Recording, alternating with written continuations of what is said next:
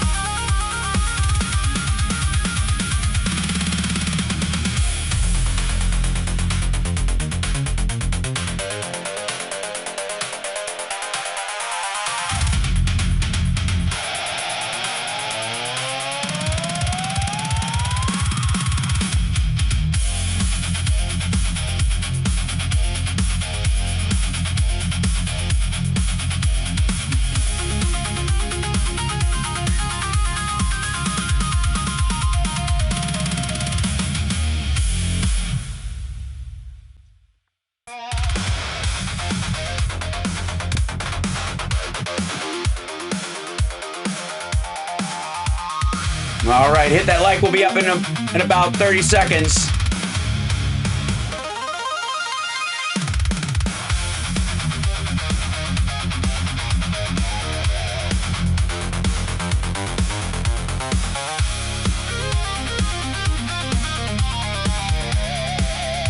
Ish.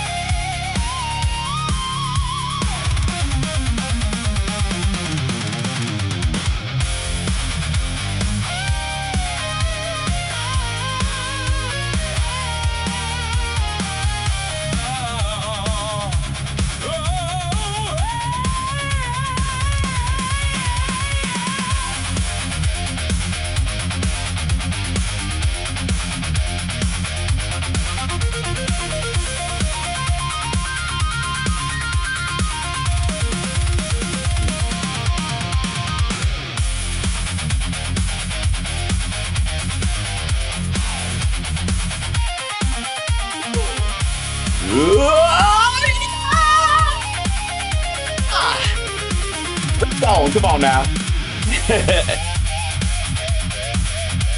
Tariffs! I know, that's what I'm worried about. Potatoes and chicken. Not so much. Keep an eye out for the end times. Keep an eye out for the end times. Not good. Tariffs!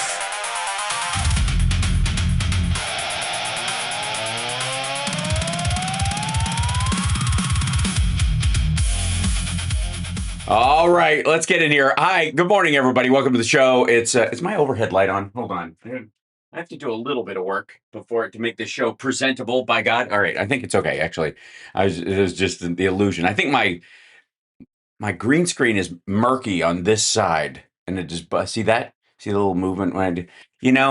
With all the advances, you'd think we'd fix these things, but I'm still operating on the demo models. Good morning. Welcome to the show. Rob Glenn will not be with us this fine morning because he is busy with engineering and businessy things. And I can't say I blame him. And so it's up to me to guide you through the morning, both of the regular news and our regular Friday Eye. There's a bunch to talk about. And I'm in a very NASA mood this week. So we're representing. Sorry, it was a longer 30 seconds. I apologize. Or you're already here, I guess. That's the thing. Did I undershoot or overshoot? We'll find out later.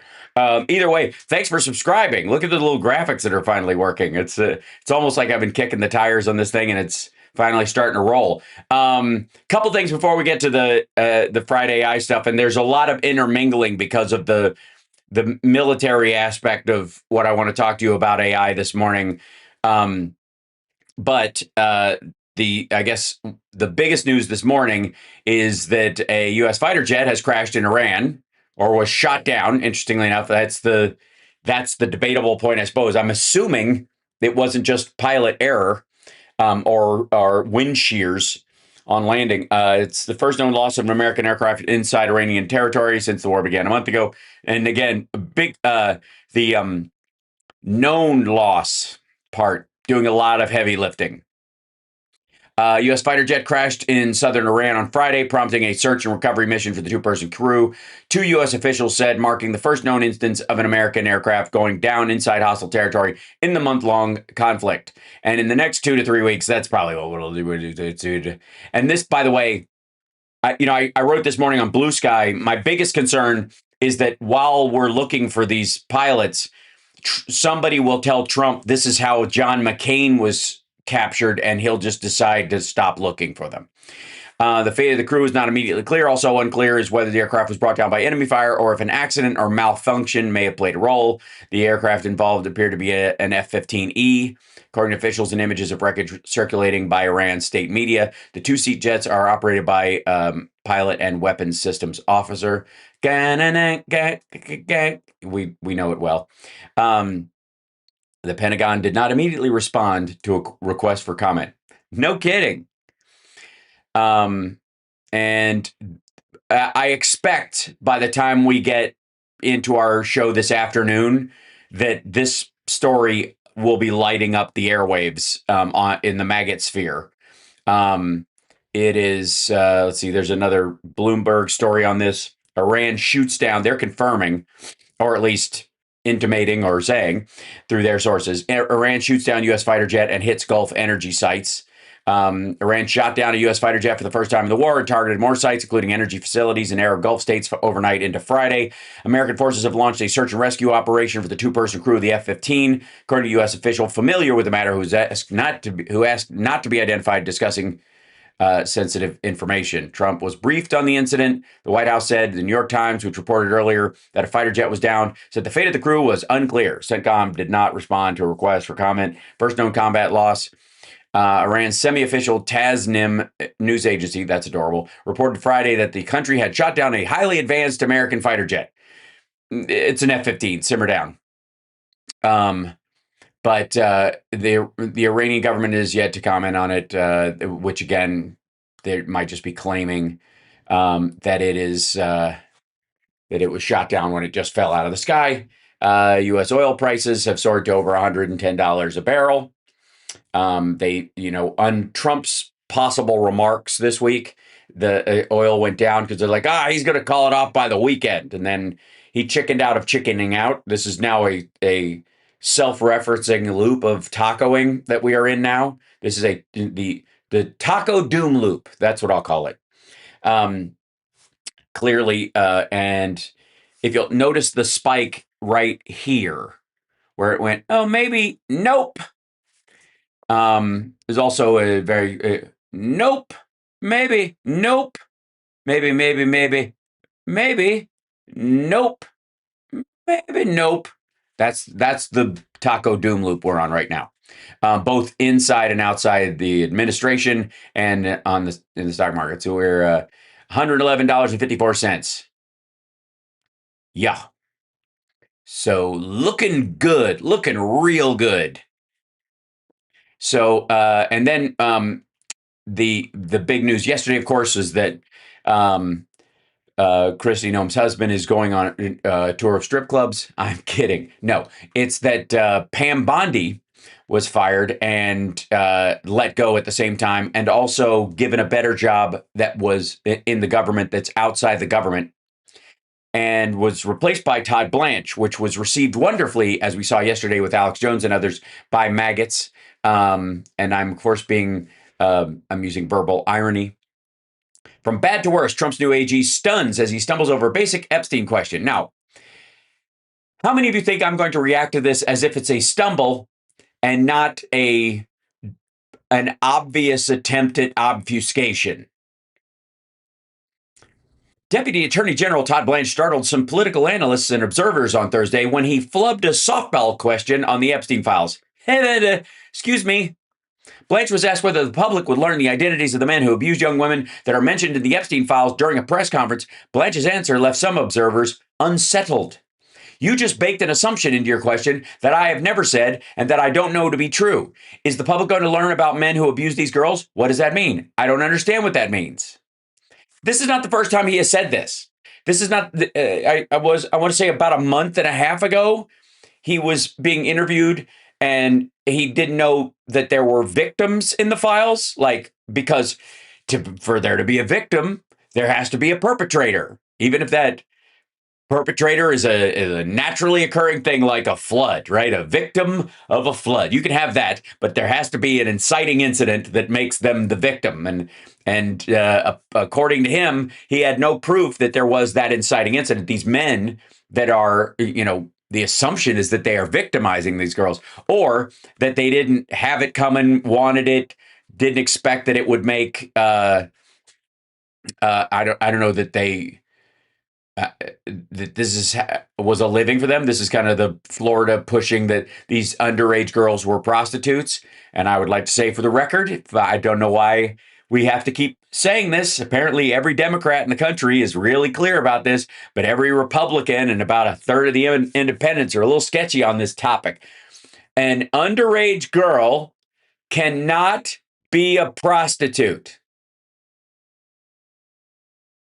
A child cannot prostitute themselves or be prostituted.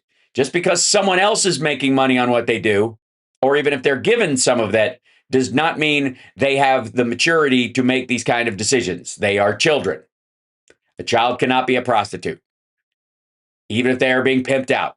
Even if the asshole's pimping them out, buys them shoes and take them shopping. It doesn't make any difference.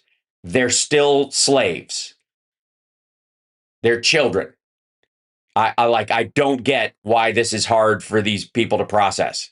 And I would argue, you know what? I'm doing it again. I'm doing exactly what Raw Story did. I gave them the benefit of the doubt that this is hard for them to process, instead of just realizing that it's not hard at all. They know exactly what they're saying. They're just lying to protect that guy. President Donald Trump's Department of Justice has faced heaps of criticism over its handling of the Epstein files. For instance, the files released by the DOJ redacted the names of abusers, which caused a bipartisan firestorm. It also unredacted victims threatening their lives. All right. Look, there's this back and forth about was Pam Bondi kicked to the curb because of her fumbling of the Epstein files? Was she kicked to the curb because she said $50,000 stock market instead of 50,000 points? Was she embarrassing and shrill? Is it the fact that she's just a woman who's 60 and there's, it's all downhill from here for Donald Trump, and he's looking around for more eye candy. He's going to lose Tulsi probably in the next 2 weeks. So he's losing 3 of the hottest bimbos in his cabinet, and therefore he's going to replace them with either dudes they can locker room talk with, or a younger model like he does with wives. I don't buy that. That's why she was fired. I think her fumbling, quote unquote, of the Epstein files, it has been a feature, not a bug. She was hired to do that, and the problem he has is that she couldn't stop it. That she flat out could not put a halt to it with that letter last year, with her insistence that it's all the rest of it's just child porn and we're never going to release that, right? That business. That she wasn't able to just stop it cold because of the law, because of a bunch of other reasons. And by the way, MAGA's desire for the truth. She can't stop it from coming out, both legally and with whatever limitations and, foot dragging, riding the brake, whatever she's doing. All of the above, I would argue, that she couldn't stop it. So therefore he blames her. He's done this a bunch.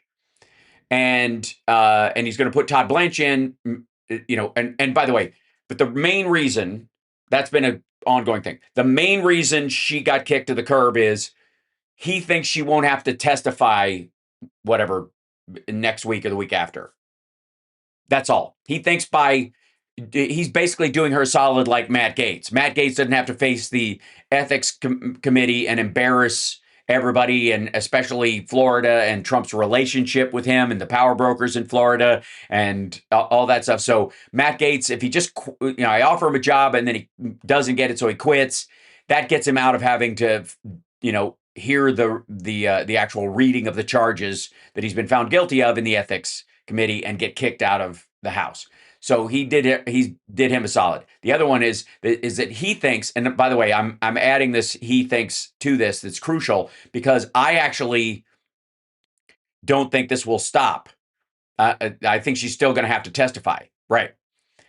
But he thinks this will stop her. Well, not her. Stop the committee from calling her, and that she will use she can just use executive privilege and then claim she doesn't have any knowledge going forward, or she doesn't even know what's an ongoing investigation now, so she can't answer questions. I'm telling you that it's a defense mechanism. That's it. That's an excellent point, Vincent. It's not the child porn they're worried about; it's the adults with the children. I agree. I think that's what they're covering for, because it's not also child porn. That's the thing that we've talked about a bunch of times. That is something that is made by abuse and manipulation and whatnot for sale or for the prurient interest of fellow travelers in this area. The stuff that Epstein has is blackmail material. It is not meant for public consumption unless the person refuses to pay up. It is not pornography. It is compromat.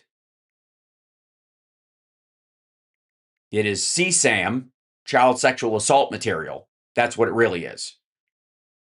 And so when this is, and her use of not using that and using child porn as a phrase is a way of assuming that everything else can be covered by that. If there's 8 files that he got from somebody else that he actually watched himself, it erases the rest of them. In the same way that the Republicans in the House spoke to 7 victims. There are over 1,000, and they're like, Trump has been exonerated.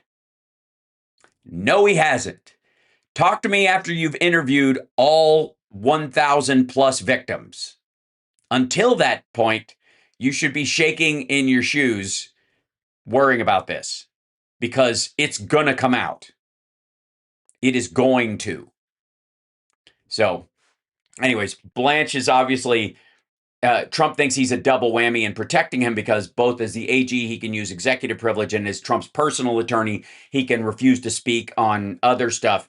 And the idea is that it will be easier to get Lee Zeldin or somebody else in there quickly, because Democrats will want anybody but Todd Blanche in charge of things as quickly as possible. So it's sort of like how you get Pam Bondi by offering up Matt Gaetz first.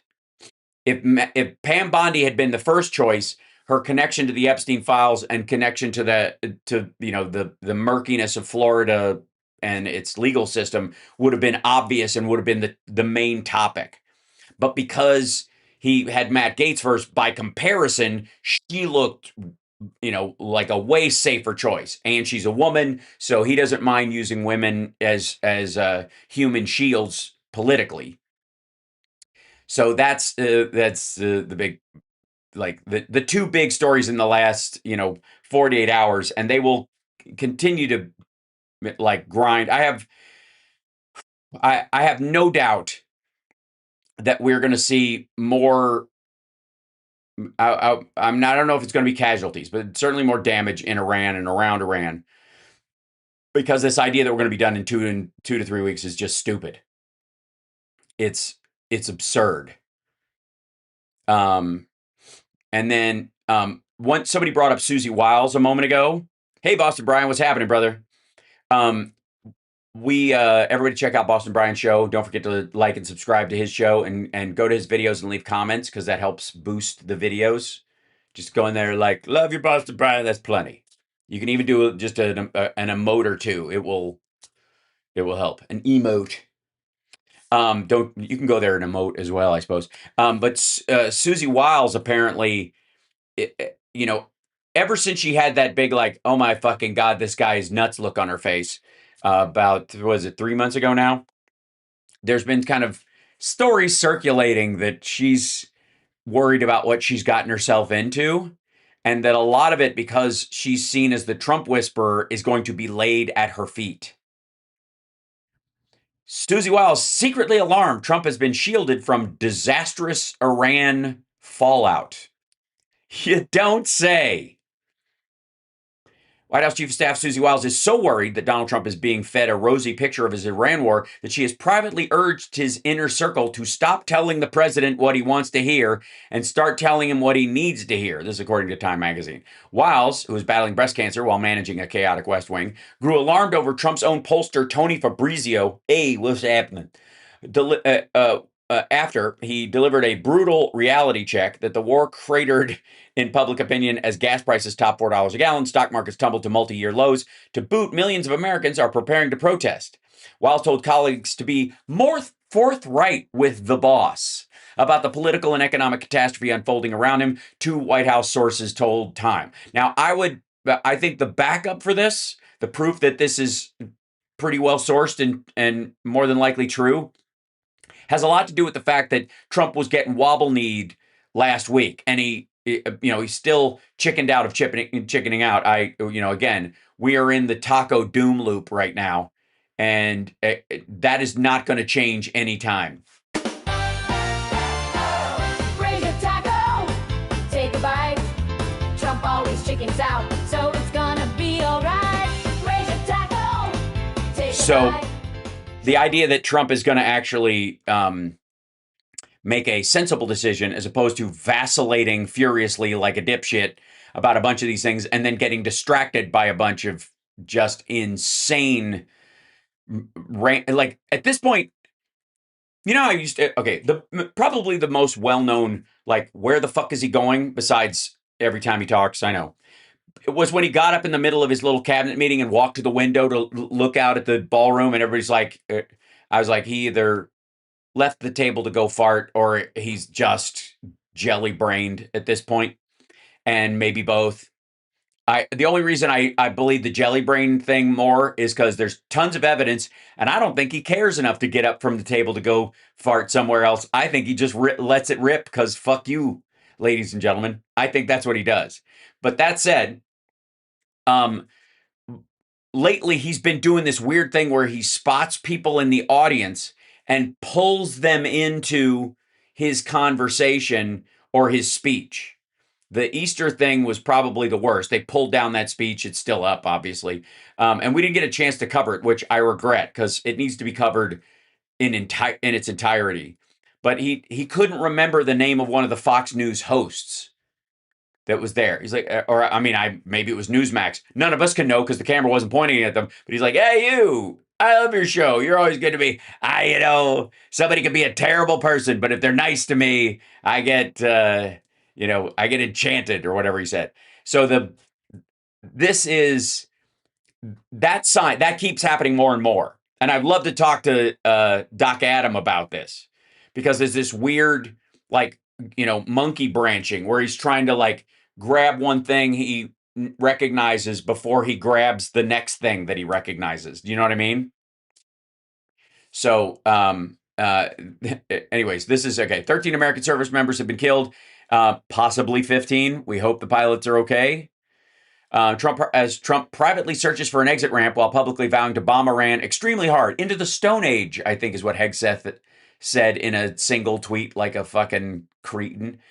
A senior official summed up the White House's predicament as a narrow window. By the way, it's almost like I feel like we owe Rumsfeld and John Yoo and fucking Bolton an apology by comparison because we viewed them as like frothy-mouthed werewolves during the Bush administration, and these guys sound like fucking hippies next to Hegseth and Trump. The president was left frustrated. A senior official summed up the White House's predicament as a narrow window. You might have thought about that shit. All right. The president was left frustrated by the predicament, at odds with some of his own officials, and fuming at the negative impressions of the war. Now, that's the key part. His whole, we're getting great reviews. They loved it. The people love it. Look at the reviews we're getting. Everything's a fucking TV show and a reboot at that because he doesn't have any original ideas. He's worried about the polling. He's worried about the imaging, not the war itself. The mounting political and economic toll has left him looking for an off-ramp because he's, again, Raise your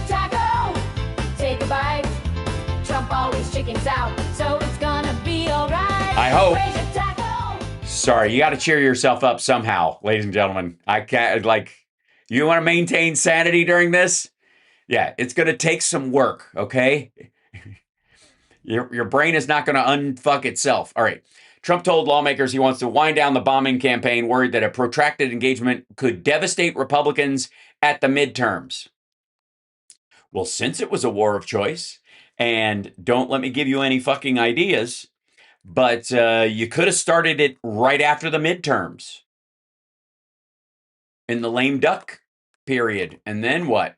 Of course, the House votes and the Senate votes, Democrats would have enough votes, without even the president's signature to grind this shit to a halt. So maybe that's why. And he couldn't start, last fall because he was waiting for maggot anger to die down around this stuff. So, War Department Secretary, Secretary of Warts, Pete Hegseth, Time reported was caught off guard by Iran's sweeping retaliation across the region, something the Pentagon flatly denies. Well, that's because everybody at the Pentagon was expecting this. It was Hegseth that was caught off guard. There's no question. A person familiar with his thinking or lack thereof told the outlet. Thinking. Yeah, I know. So we're staring at, I want to see if we can get I'll look at we looked at the oil prices there at $115 a barrel. Once this stuff opens up, oil does not plummet. It still stays higher than it was for the foreseeable future, especially because no one trusts Trump not to start this shit up again. That, what will be baked into oil prices is, we did this last summer, then he does it in February or beginning of March, and then he might do it again in August, right? That's the concern. Okay. United Arab Emirates' largest natural gas processing facility, Habshan, suspended operation after debris from a projectile interception sparked a fire. Hours earlier, a drone attack set ablaze Kuwait's Mina Al Ahmadi oil refinery with a capacity of 346,000 barrels a day. Kuwait also reported damage to a power and water desalination plant after an attack early Friday. Saudi Arabia said it intercepted several drones in the early morning. CNN reported that half of Iran's missile launchers are still intact, and this is the key. Half of the we were told, I want to say 2 weeks ago, that the prevailing mythology, and that's what I'm going to call it, was that we had effectively dismantled or buried 2/3 of their missile capability, their missile launchers. That the ones that were in these underground bunkers had basically been eliminated by being buried under, mountain and dirt, and that it would take a long time to get them out if the facilities underneath hadn't been crushed in the process and that kind of stuff. And that another third of them on the battlefield or stationed around the country had been knocked out, and there were about a third left. CNN is reporting about half of Iran's missile launchers are still intact, despite more than 12,000 U.S. and Israeli strikes since they began the war in late February. And that thousands of one-way attack drones remain in Iran's arsenal. The assessment may include launchers that are currently inaccessible, even if they are not destroyed. And that's what I'm talking about, where there's a portion of them that are maybe, buried, or they can't reach them because they'd have to go out in the open to get to where they are. So, and by going there, they would show where they're hidden. So they're, this is the period for them to do a sort of rope-a-dope, as it were. This is the bridge in Karaj in Iran that we blew up. It's a civilian bridge. I don't quite know why. It's not like it's a military conduit. We deal with that kind of conversation about Ukraine all the time.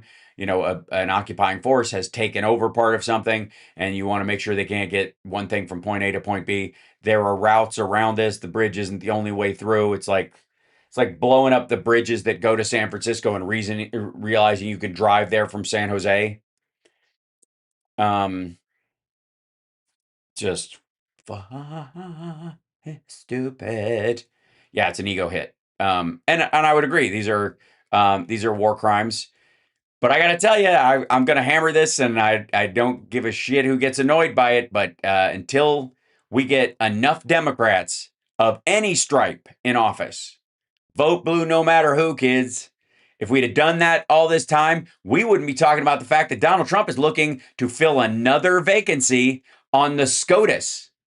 Oh, yeah, that's right. Yeah. You want another reason why the lesser of two evils crowd has, blood and sorrow on their hands? Possible Supreme Court shuffle has Trump critics on red alert. There are growing concerns among liberal advocacy groups that Donald Trump is going to be afforded a chance to put two more of his appointees on the Supreme Court, maintaining a 6-3 conservative majority and, more importantly, 5-4 Trump majority for decades to come. Trump has already installed Gorsuch, Brett Kavanaugh, and Amy Coney Barrett, which, by the way, has all of them have been what are effectively heat-seeking missiles on a single issue. Kavanaugh and Barrett have really been about anti-abortion stuff, and Gorsuch was largely about corporate law and protecting the corporations based on a concept of almost a fiefdom and serfdom, like the bigger the better, right? That a company's argument has more value the bigger it is, because of the number of employees and that kind of stuff, not on the value of the merits of what they're actually doing. So, a small company that commits the same crime as a big company gets put out of business. The big company just thunders on, pays a small fine, and that's that. And that's the way it should be, according to Gorsuch, right? So outside that, though, they've been kind of a disappointment to him. And they have been shutting down some of his more egregious stuff. Obviously, they're going to tip their hat to him in ways that will be used to read the law in the future. And that's the issue that we have with the precedent and the minority opinions when they do write them, is that they're eventually going to, that argument will be used in court to try and push back on some of these things by a conservative a trial balloon or a conservative president in the future, right? So, 20 million people wouldn't have lost their healthcare or had a devastating rise in prices also. Thanks, Susan Sarandon. Thanks, TYT. You know what? You're right. It was just a coin flip. Listen to me, flick. Coin flip. It was just, two legs in the same pair of pants. That's all it was. There's no difference between the Democrats and Republicans. Sure, Joe Biden limited what Israel could get and passed an Infrastructure Act and the Chips and Science Act and the Rescue Package and continued supporting America, got us fucking vaccinated and back together and had the lowest unemployment in 60 fucking years. But what's the difference between him and Trump? I mean, Biden would have done this year. Harris would have done this. If Harris was in office, we'd be in Iran right now. Probably we would have already nuked the place, right? What's the difference? There are a lot of people that have a extraordinary difficulty understanding the politics of the possible versus the team sports us against them version of the, I guess, political mythology. And by the way, maggots have this problem too. They have their, again, the crust thinks it's the pizza right now, and they're not. You're a fucking handle. And anybody who's watching their carbs should put you the fuck down. Yeah. So, Trump has installed these. There is now progressive groups are preparing for the distinct possibility. Did they prepare to back Harris and Biden? Self-identifying progressive groups. I'm on a progressive radio station, but we're Star Trek progressives. We want a future that's bright and advanced and safe and inspiring for everybody, not some sort of instead of a rising tide lifts all boats, hammer every nail to the same height. Equality always looks like this. Arguments about fighting and fight. in the context of you guys fight, I'll be on the warm side of this bay window watching you assholes get beat up. So this is okay. That Clarence Thomas, who's 77, and Alito, 76, could step down during Trump's term, giving him the opportunity to reshape the court to a radical degree. Now, there is a narrowing window. If Trump gets 25th or keels over, watch for that to happen immediately. And if it's even on the fence, even these two will have a question about whether they should step down or not, whether Vance has the riz to put them in there, right? So Demanding Justice, a leading progressive legal advocacy group, is launching a multi-million-dollar preemptive campaign to oppose potential Trump Supreme Court nominees with more, before vacancies even occur. The project will cost $3 million initially, with an additional $15 million allocated if Trump actually nominates replacements for Thomas or Alito. I love you guys, but that money actually getting people to the polls where never mind. I'm living in a fantasy land. These are single issue voters, I suppose. All right, now, if I may, all right, we're doing okay on time. Yeah, CSL says indeed, Benny, for instance, is all about just winning. Yeah, the winning doesn't have to even look like anything, and it certainly doesn't have to look like your ethics or morals or whatever you believed before all this shit. You just got to shift back to it, right? I want to look up something real quick. Let's see. So there is, okay, yeah.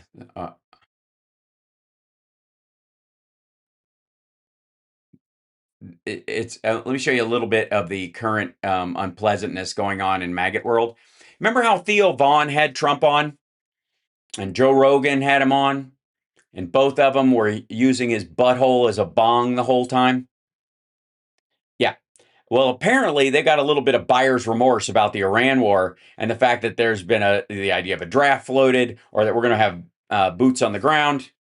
So RT retweets a clip of Theo Vaughn on Joe Rogan that goes a little something like this. I'm just sick of this shit. And I'm sick of rich people not putting their fucking kids over in these wars and shit like that. Put your fucking honky ass kids up there. Let them go shed some fucking blood. Especially if you're asking for it. Especially if you're out there fucking bullshitting, dude.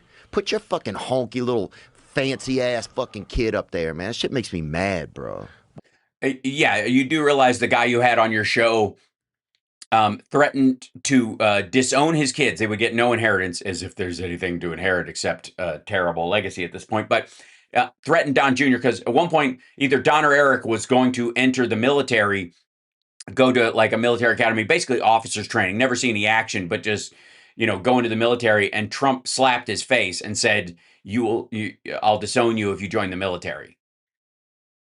Probably for this very reason. So, and then he followed it up by saying, I meant the elites and politicians that are leading us into these wars might make different choices if it was their children. It was hard for me to be angry and talk at the same time. I'm thankful for our troops who serve and are far braver than me. Also, what the fuck do I know? This is, again, the back out. No, you said what you meant. Stand by it. God damn these dudes. Fucking fold. No. You said your piece, and then you back down. This is exactly how Trump got into power. That's exactly how this fucking war started. Then Cat Turd chimes in. Why don't you join the military and show us how it's done? Okay, this guy's basically just a Trump apology account at this, and has been for a while. But he's really jumped on. He's very pro Iran war in this regard, and Vaughn is making that very point. I'm thankful for our troops who serve and are far braver than me. Like, he makes the point that he didn't join. He's just sick of people, sending other people's kids to die. And this has been whether it's, dozens of stand-ups have talked about this. Stanhope, me, fucking, it's a common refrain, I will just say. So the idea that somehow, Theo Vaughn is special in this criticism, the issue with them is that both he and Rogan were just going fucking off on this. And this is the current, like one of the biggest current thought forms in MAGA right now, kind of summed up. It's all just a cat and mouse game. People are like, we'll elect the Democrats next time. It's like, but it's all the same shit. No, it isn't. It's been happening forever. They haven't been helping anybody forever. They're letting fucking politicians slurp on kids. All of our fucking money goes to Israel, and they're using it to fucking genocide people. It's like everybody is scared out of their wits right now. It's like our religious leaders are afraid to speak out, and it's like No, they're not. Your religious leaders are in the White House. Paula White and that crowd. They're slurping on Trump. Time where it's like Satan is amongst us and our religious leaders are fucking talking about bullshit at the poll. It's just like, what is going? I don't know. This is what happens when your capacity to care has been squashed by your comprehension capabilities, both politically, logically, rationally, for a good period of time on purpose.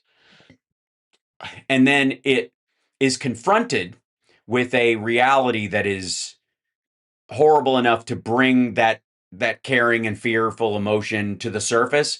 And it does not have the tools to articulate itself. And you start blathering refrigerator poetry from a conspiracy theory kit instead of just admitting that you and Joe Rogan helped Trump get in and do this. Joe Biden got us out of Afghanistan. We were fucking done. And you guys mocked the shit out of him. And still do. Will tomorrow.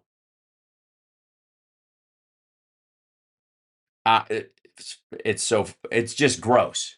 And you want, like, and they want sympathy for, they want people to believe their righteous indignation right now. I don't buy it at all. So I'm cool. I'm all right. I'm fine. I'm okay. I'm just gonna be. I'm trying not to keep an eye out for the end times. All right, I will. Even though the Bible says don't, I will do that. That's just toxic empathy. Yeah, it's the new bullshit among Christian grifters. Oof. Yeah, toxic empathy is the idea that you feel bad for the bad people. Right. And who are the bad people? Who we say they are. Especially in our own country. So yeah. And then here's, this is, let's see if I can find this. This is, speaking of what the religious leaders at... Jesus taught us so many lessons through his death, burial, and resurrection. He showed us great leadership. Great transformation requires great sacrifice. And Mr. President, no one has paid the price like you have paid the price. You'll notice the right side of his face is slipping again. It almost cost you your life. You were betrayed. That's Lee Zeldin, by the way, I think on his right. Yeah, that's the guy he wants to put in Pam Bondi's / Todd Blanche's spot. And arrested. Yeah, but he was guilty of multiple crimes. He was guilty of more crimes than he actually was being tried for. And falsely accused. No, not at all. Well, I mean, unless you guys have mythologized him, that's different. It's a familiar pattern that our Lord and Savior showed us. But it didn't end there for him, and it didn't end there for you. Yes, you will rise again on the third day, and you will lay in bed and give forth great tweets as you shit yourself. And Walt Nauta comes in with a hose and a new diaper and says, praise be. God always had a plan. On the third day, he rose, he defeated evil, he conquered death, hell, and the grave. And because he rose, we all know that we can rise. And sir,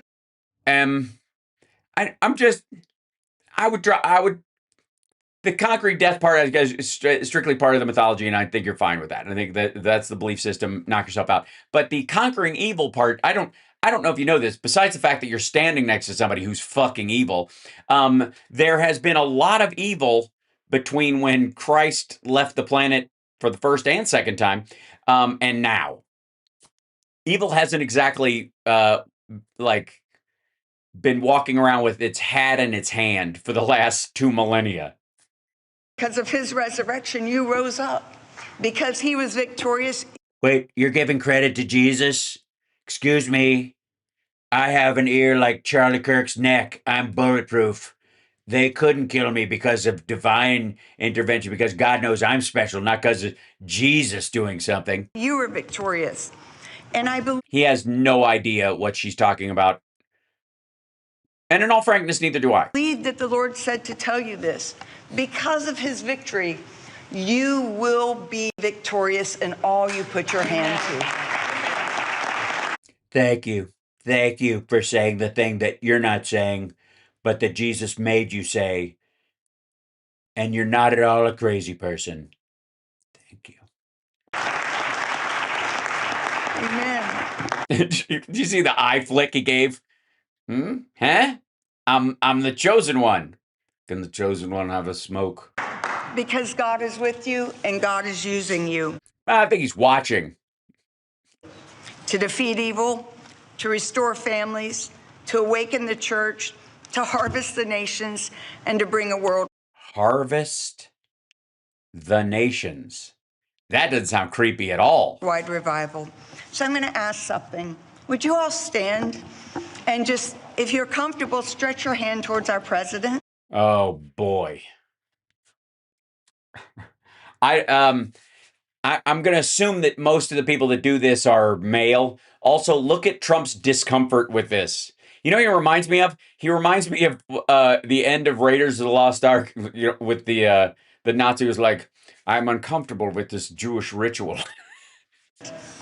And even if Reverend Graham, you'd like to lay hands on him, and Pastor Robert, and just come. Oh, that's right. That's Roberts. I remember that dude. Sorry. Lee Zeldin looks a lot like that. My mistake. Agreement with me for 2 Chronicles 7:14. This is Alex going, what the fuck? Declares, if my people who are called by my name will humble themselves and pray, then I will hear from heaven and forgive their sins and heal their land. So today we humble ourselves and we seek you, Lord. Yeah, you don't. No, you don't. Nobody is humbling themselves while they read off a podium with a golden eagle holding up your book like a slave. Lord Jesus. We will make unto us the great eagle of the Americas evil and a slave unto us, and it will carry on its back the wings of our words. You declared in Proverbs 14:34 that it said the righteousness exalts a nation. So we declare righteousness over America. Well, in my view, and I'm not going to judge people's faith, and I love. Yeah, you will. You're just about to. You guys get the point, though. God damn, it's such bullshit. You're absolutely right. So, the other thing I wanted to look, because I wanted to look up something for you guys, was this. Let's see, Trump Easter service. This. Yeah, it's ridiculous. Yeah, he has a Easter message. We'll do that later on today or whatever. I want you to watch. This is Trump like talking about the death and resurrection of Christ in this wonderful Easter season. On Good Friday, the Son of God was nailed to the cross, crucified, and he died for all of us. It was a day of darkness, but it wasn't the end. By any means, it was not the end. No, it's definitely not the end. On Easter Sunday, the stone was rolled away and the grave was empty. Christians everywhere rejoiced, and we continue to rejoice. Easter is one of the incredible days. It is. It's so incredible. As feasts of Ishtar go, as your sex holidays ago, that the pagans used to have. It was the last boinking holiday where you could have a baby before winter got really bad. The miracle in all of history, the resurrection of Jesus Christ. It was the great miracle, I guess, right? You guess? I mean, I don't know. The leprosy thing was pretty cool. Lazarus. I mean, it's one thing to raise yourself from the dead because there's a level of self-interest there, But the Lazarus thing might knock it out. I don't know. On a scale of 1 to 10. I'm sorry. Do you think God will reward you for applause? He told his followers, I am with you always, even to the end of the age, because of the which, obviously came and went. Events of Holy Week 20 centuries ago, people from every nation, language, and background can take on any difficulty, press through any trial, and endure any hardship. Well, except, marriage if you're gay or whatever. There's a lot of challenges in any marriage, but, I guess he didn't mean that. With Christ, not one thing can separate humanity from the powers of God's everlasting love. Powers of God's everlasting. Well, I mean, are you telling me that every believer has the ability to lay on hands and cure cancer?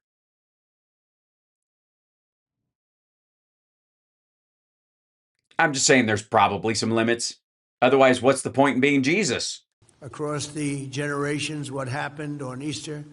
This is so fucking gross. He has no idea. This is like the first time he's seeing this. Has inspired his followers to love one another, to forgive, to do works of charity, and build the beautiful churches. And this is the same speech where he said, we can't afford daycare. We've got to do military. We have some of the most beautiful buildings in the world. To me, churches, I love great architecture. You know what I love about church? The beams.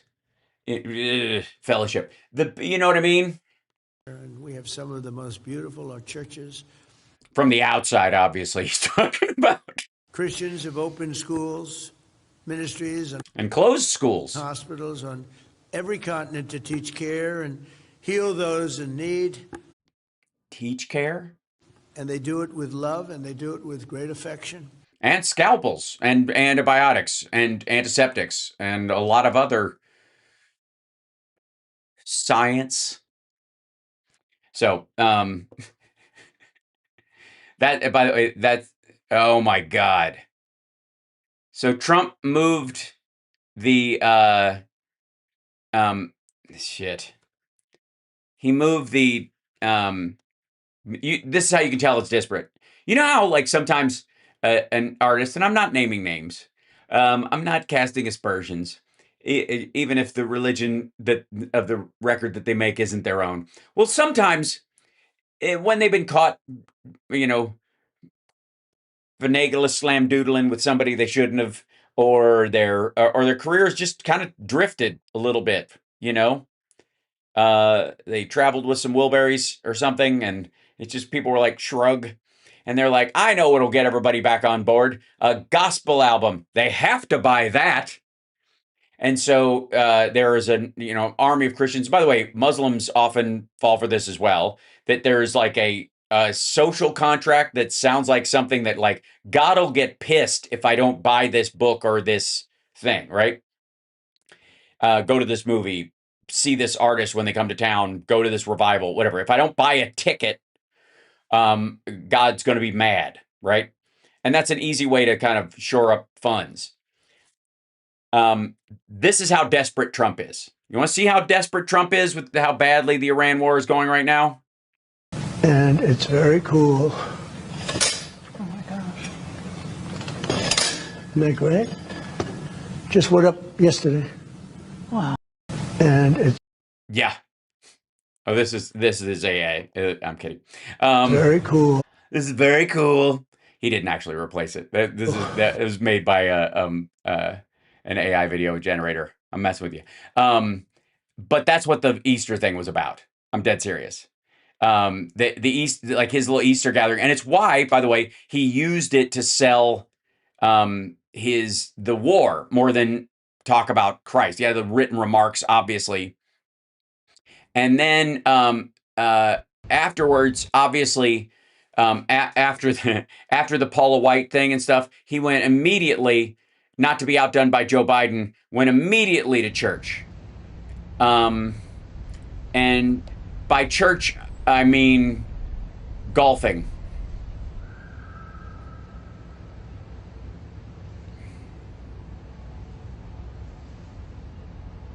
Yeah, it should have been a Velvet Elvis. I agree.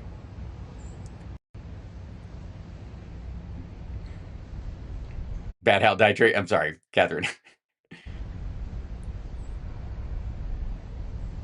Yeah, again, I guess he sees the guy he knew. Let's see. I want to say. I want to find just that clip. Trump spots. Where is it? Ding, ding, ding. Reporter. Easter. This. Okay. Why is this not typing? What's going on? It's my. Oh, that's fun. Hold on. I've got to plug in my keyboard. It died. That's the problem with rechargeables, don't you know?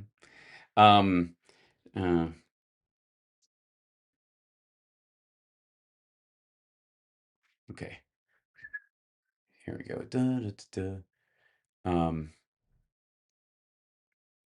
Yeah, the full Easter broadcasting. He tells Erica Kirk to sue the guy. People assume he means Drewski, the guy who dressed up as Erica Kirk. I don't think he meant that. I think he means Candace Owens, because he says this person is jealous. That part of it, where he's like, I feel like you should sue her. I think he means Candace Owens. Let's see. There you go. And then he makes fun of Paula White, which is probably the most fun part. Let's see if we can pull this back so I can show it to you. So I want to thank you very much. You should have gotten dressed up a little bit. I know. We were initially having a dinner, so I want to thank you very much. You should have gotten dressed up a little bit. I know. We were initially having a dinner. Yes, everybody has dinner at 10 o'clock in the morning. I guess, it's 5 o'clock somewhere, lady. So yeah, he goes, I might have to find this one later. It's going to drive me crazy. But the point is that he keeps spotting people in his audience and he doesn't remember who they are. I don't even know that he knows Erica Kirk's name in this one either, because when he talks about her, he does the same kind of thing. I'll show you.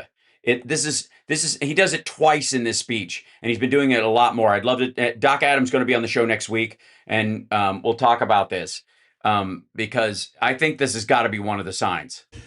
A thing called Happy Easter. Do we have that? Everyone happy? A thing called Happy Easter. Do we have that? A thing called Happy Easter. Do we have that? Everyone happy? Anybody that doesn't want? Hello, darling. Wow, this is a good table. I like that table. You're doing well, right? Okay. I think you should sue him, but I told her, you ought to sue somebody. They're so jealous of Erica. I said, you ought to sue their... I can say it. You're not allowed to say this. You have to be nicer. Sue their ass off. This is at the Easter gathering, by the way, and he can't remember her name right away. So he's like, oh, hi, hot blonde. Is that Caroline Levitt? Shit. Oh, okay. And then when he says they're so jealous, that he does not mean the black comedian that did whiteface and dressed up as her. That's it. He's not talking about that. He's talking about Candace Owens. And the reason he thinks Candace Owens is jealous of Erica Kirk is because she's criticizing Erica Kirk while black, that all black people must be jealous of white people. That's what he means. Jealous means you're a pretty blonde white lady and she's black. This is all about jealousy. I'm not kidding at all. So, that said, hit the like, share the show. It's Hal Sparks Mornings, Mega Worldwide. We're a little more free rolling when we do these things in the morning, so that we don't have to, because we don't necessarily have to react to all of these, things. But I wanted to before, we're at the 10 o'clock hour. I can start my AI stuff because Rob couldn't be on today, and I had this thing this morning where I wanted to show him something where he was right. He's been right a lot. This is not a surprise. But there was one particular thing. There's a Bloomberg report that just came out about AI. And there's been a lot of... hold on, was this one? That's ABC News, Bloomberg. Yeah, I think this is it. NBC News has had this dude on who just did a documentary about AI. And the magic word right now is apocalyptimist. These are people who think they're like, might destroy the world, might, be great. And that's the problem with, I guess, maybe thinking about computers has made them so binary in their thinking that they become stupid and incapable of making a value judgment or a material judgment on the reality that exists. Now, let me show you what I mean. This is for the benefit of Rob Glenn, who will probably watch this later. But Rob, they're talking about how jobs, the big fear is job loss, obviously. And they're, hold on. Where is it? Yeah, here it is. That the idea that he and I brought up that Jack Dorsey, when he cut 4,000 jobs and blamed AI, and high five to Rob on this. I got to tell you, we're both there, and it was like one of our biggest camaraderie moments.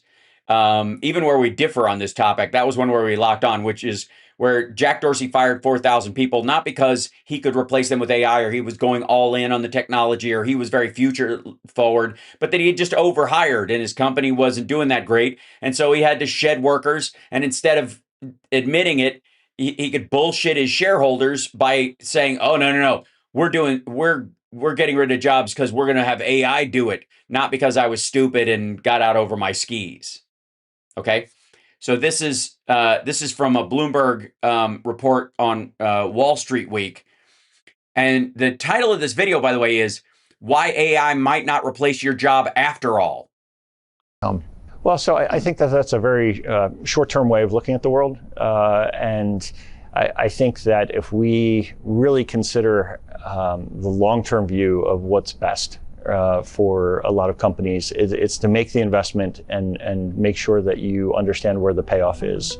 Recently, companies have justified layoffs by saying AI can replace workers. But some critics have countered by calling the move AI washing. Implying that companies are dressing up old-fashioned cost-cutting as AI adoption in a bid to satisfy shareholders. What we've seen historically is that as technology advances, people move to higher and higher levels of abstraction, of performance, work that involves supervising the technology to do the work instead of doing it directly themselves. And what we're seeing with AI so far is consistent with this pattern. So my bet is on not seeing massive labor effects across the economy, but there might be specific jobs and sectors in which there might in fact be quite negative consequences. Which, again, was true of guys who lifted heavy things before the forklift was invented. This is exactly in line with tooling. The other thing that I want to bring up, this, let's see. There's this is CNBC. They're on the other side of the spectrum. And I got to say, I just went through like trying to clear up my desk. Part of the reason I was working on doing the show out there was I was like, finally, my desk is a little cleaner out here. And I'm like, I would like to do the show from here because I'm in 9 projects at once all the time. It is the God Luke working through me. So, anyways, the number of crap on her desk, especially when none of it is actually there for usage, is a little like there's no way she uses that lamp. Do you know what I'm saying? Even a lot of the mics are fake on a lot of these shows because they're wearing lavaliers. And then the stack of books that nobody cracks. Like, maybe even the mug is out of reach. This makes no sense to me. And I'm fairly certain that's the CERN evil portal on her desk. She's just messing with people. But this is AI just leveled up, and there are no guardrails anymore. Kind of an extreme statement. Kind of, you know, you want to go straight into the doomerism. This would be it. There are no guardrails anymore. AI just crossed a line. People with no coding skills can now build real software from scratch. We've had plug and play app creation software for a long time. What they just mean is from the coding side, instead of just when he's like build, you know, use blocks like on Canva almost to build your own app.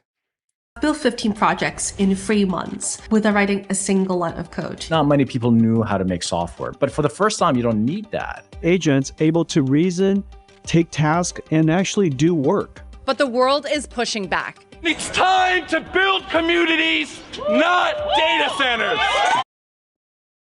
Why are they mutually exclusive?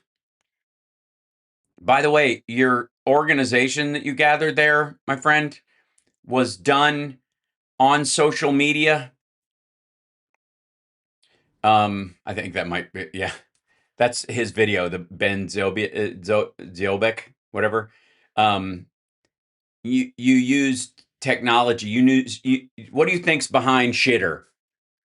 What do you think holds up Facebook, where you gather all these people, where you talk online, where you gather in person by sending out an Evite?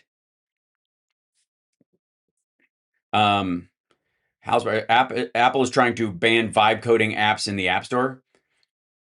I don't know what the standard would be.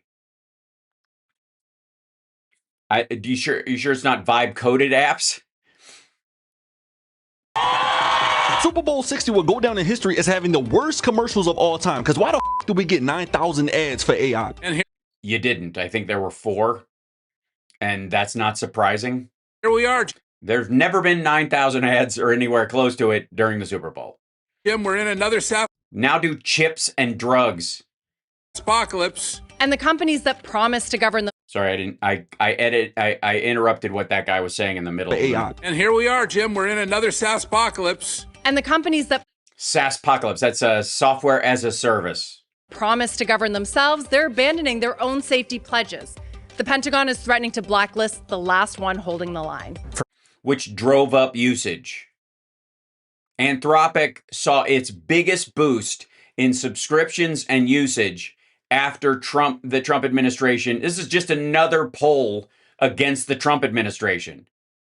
Other AI companies are hoping that Trump, trains his gaze on them and starts shitting on them. For all the differences I have with Anthropic, I mostly trust them as a company, and I think they really do care about safety. I'm not sure where this is going to go. This is moving very, very quickly. I still think there's a lot of great steps that we can and should take right now, but absolutely, we are running out of time. For what he's talking about, we ran out of time. First of all, it's seeming increasingly obvious that the kind of like apocalyptic fears of some sort of like awake AI that just decides, like Lilu Dallas Multipass, that that humanity doesn't deserve to live because of the wars we had in the past and we have survived. Good Lord. You would think the fifth element, a supreme being, would look at what was on television telling the past and look at the present and the fact that many more people are alive than at any time in history, and they interact with aliens and they're kind of okay with it. Like they've already moved past that point. We're an interstellar species. That she's going to look back at like nuclear testing in the fucking 60s and judge the present based on those standards, that she couldn't go, oh, okay, I see. Yeah, you guys deserve to live. Drabosa with the take.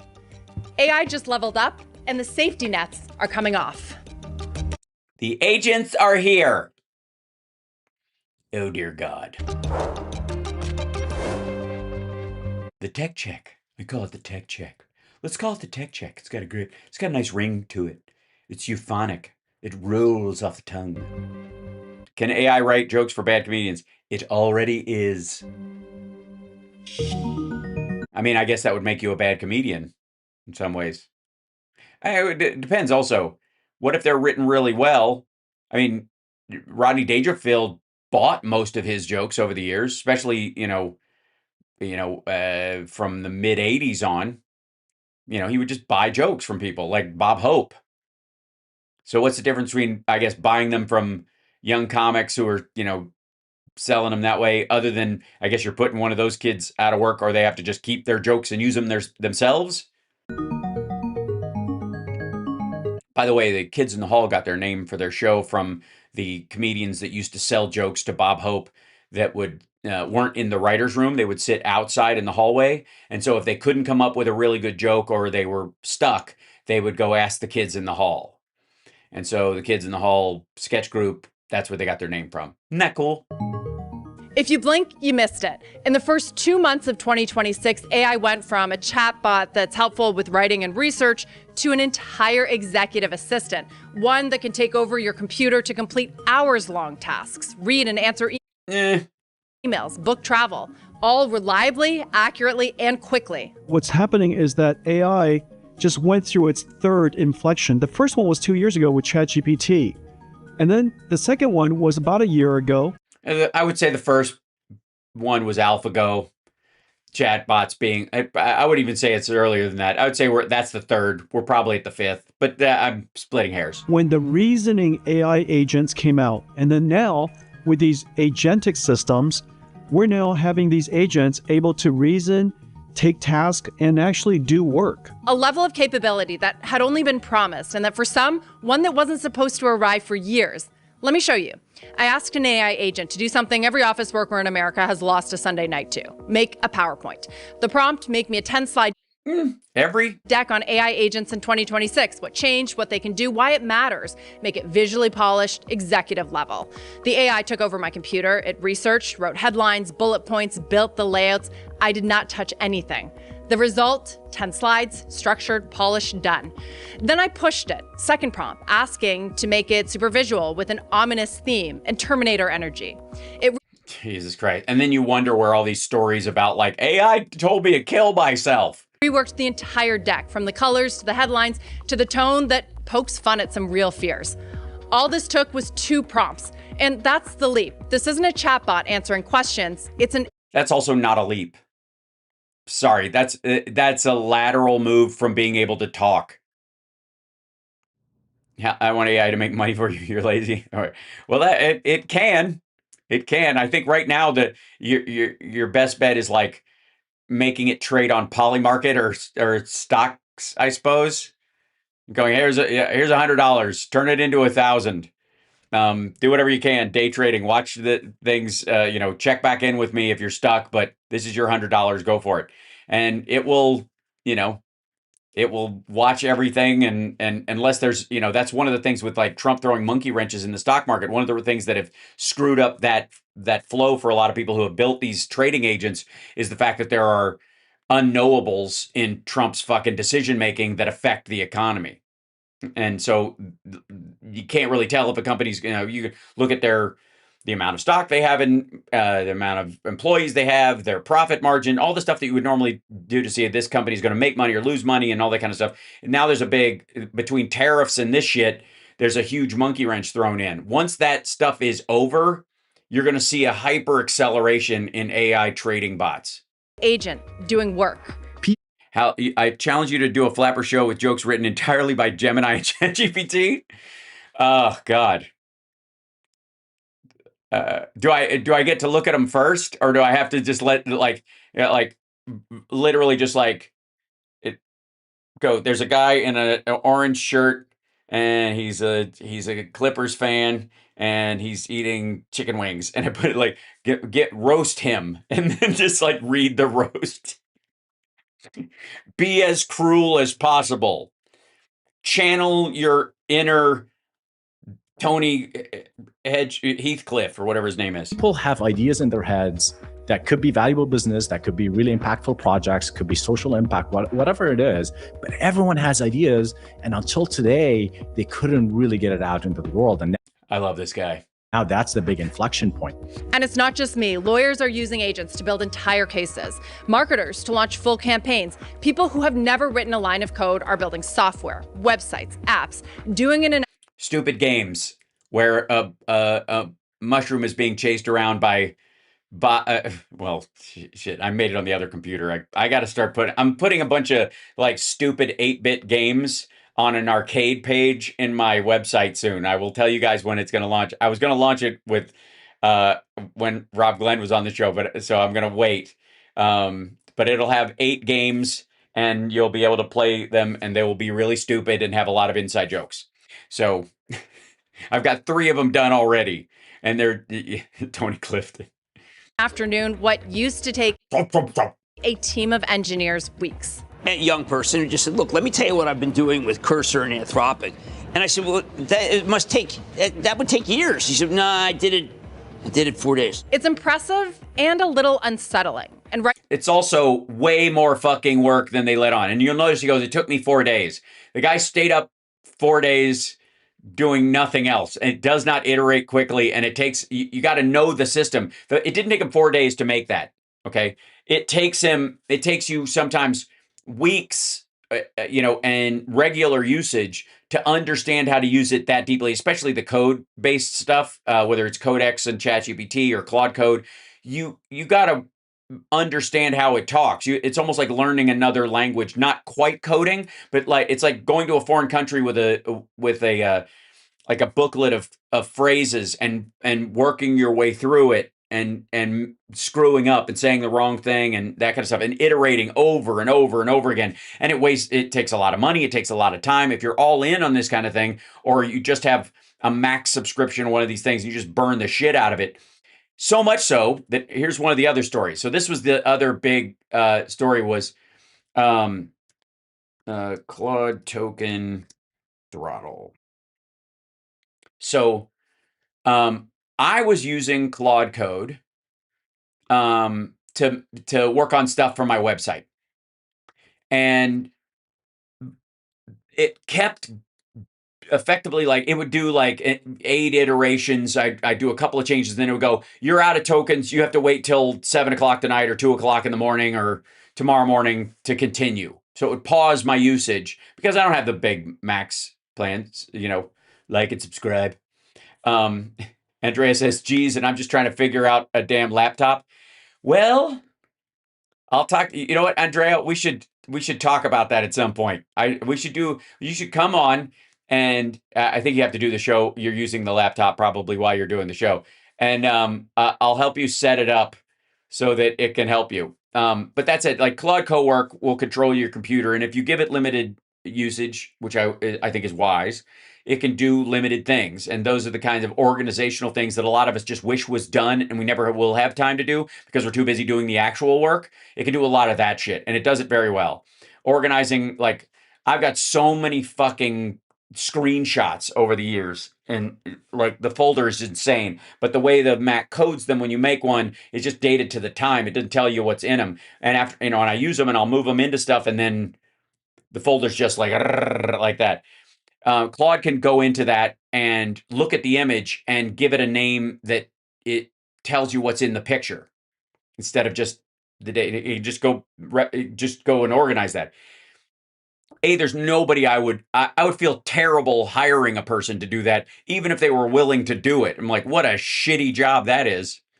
Go and try and figure out a way to like write a title for all these numeric images in a way that I would understand it. Oof. Tarat says, I need help. Well, that's where these things do come in handy. And I will say that Claude Cowork specifically is, it's a subscription level of 20. I don't make any money off these things. I'm not selling you on any of these. But the Cowork version works on your, on your computer and can do this kind of stuff at the $20 a month level. It will crap out after a while. And again, this is the level that I use and I'm able to do a lot of stuff. That said, at one point it was taking a shit. there were two things happening. And this is where the AI mythology starts being born, where you're like, my AI hates me or something. Or I think it's alive. It's just tired of my bullshit. It's going to wake up and Skynet all of us. And I'm sorry. I shouldn't have asked it to reorganize my screenshots. I drove it insane. I'm sorry. I can't do that, Hal. So at one point it kept doing that. It was like crapping out, like, come back later. You've run out of tokens. And I'm like, I'm not asking it to do, I'm asking it to do stuff it was doing a month ago. I'm not pushing it that much farther, right? And Carl says, now that would be an interesting show. I agree.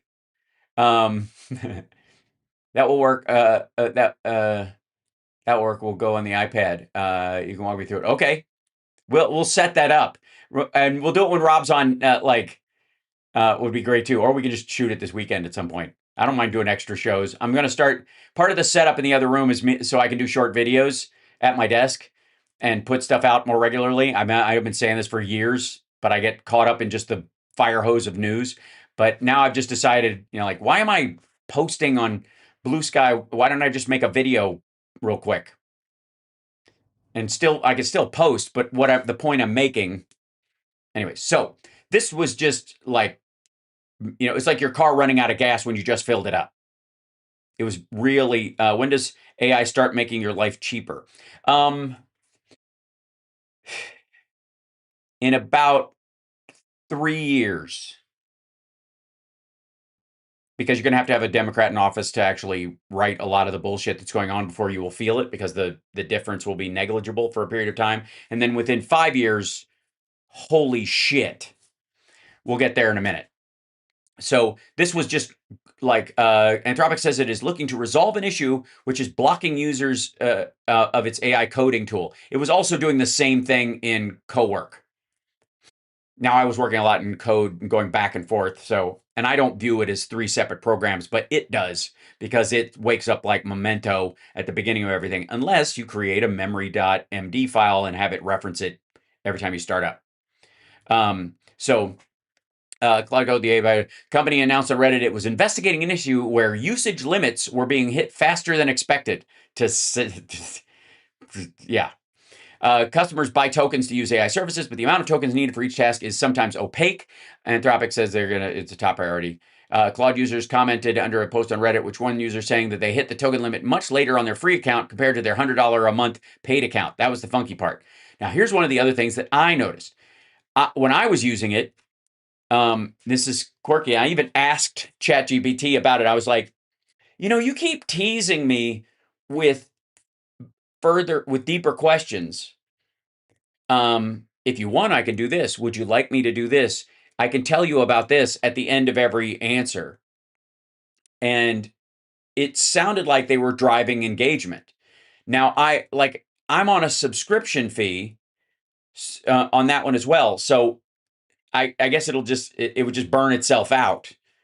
You know what I mean? But I think the idea is that this is where I got paranoid for a moment. This is my one bout of AI psychosis, that I was convinced that this thing was trying to get me to use it more often, like keep going, keep using, like engagement, like social media, because it was driving the conversation instead of just being helpful, like an assistant who's standing there going, anything else I can do? Anything else I can do? I can do something else if you need. Hey, maybe I should go and do this. Maybe I should go to this. You're like, shut the fuck up, I'm working. It started to feel like that. And at the same time, on Anthropic, I was hitting the running out of credits and tokens in this thing. And it felt like this, again, it didn't feel like it.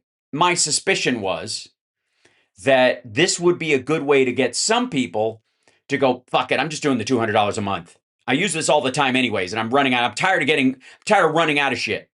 Right. And then you just, instead of going, all right, I'll come back at 7 o'clock, I'm going to go eat something, which is what I did. I guarantee a bunch of people were like, fuck, I'm in the middle of this and I gotta wait 5 hours for my tokens to reset.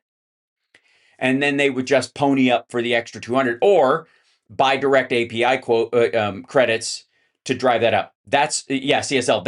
That's where I went. I was like, I feel like they're baiting me. So it shouldn't come as any. I mean, and as a business model, not the stupidest thing in the world, right? And this was, I think they speak to it a little bit in this, is just last week Anthropic introduced peak hour throttling of its services on Claude. So when I asked about even ChatGPT, I was like, you seem, or I asked it about it, I was like, why am I hitting this window where you're telling me to come back later? And it says it might be that you're using in peak times for, from whatever, 10 a.m. to 2 p.m. And I'm like, I'm actually not. Or no, it was earlier than that. It was like East Coast time.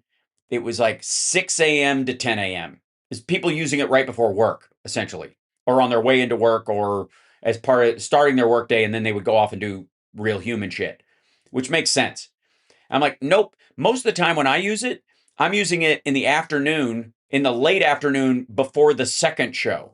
Like I'm watching videos like I do and keeping up on the news and reading stories and all that kind of stuff. And then if I'm running out of time and I need a summary of a story that just broke or something, just so I can chase it down and know where to look, I'm not even taking it verbatim as the thing. I will go, hey, tell me about this and give me some sources. And then I'll go check out the sources myself. Okay. Trust but verify. But this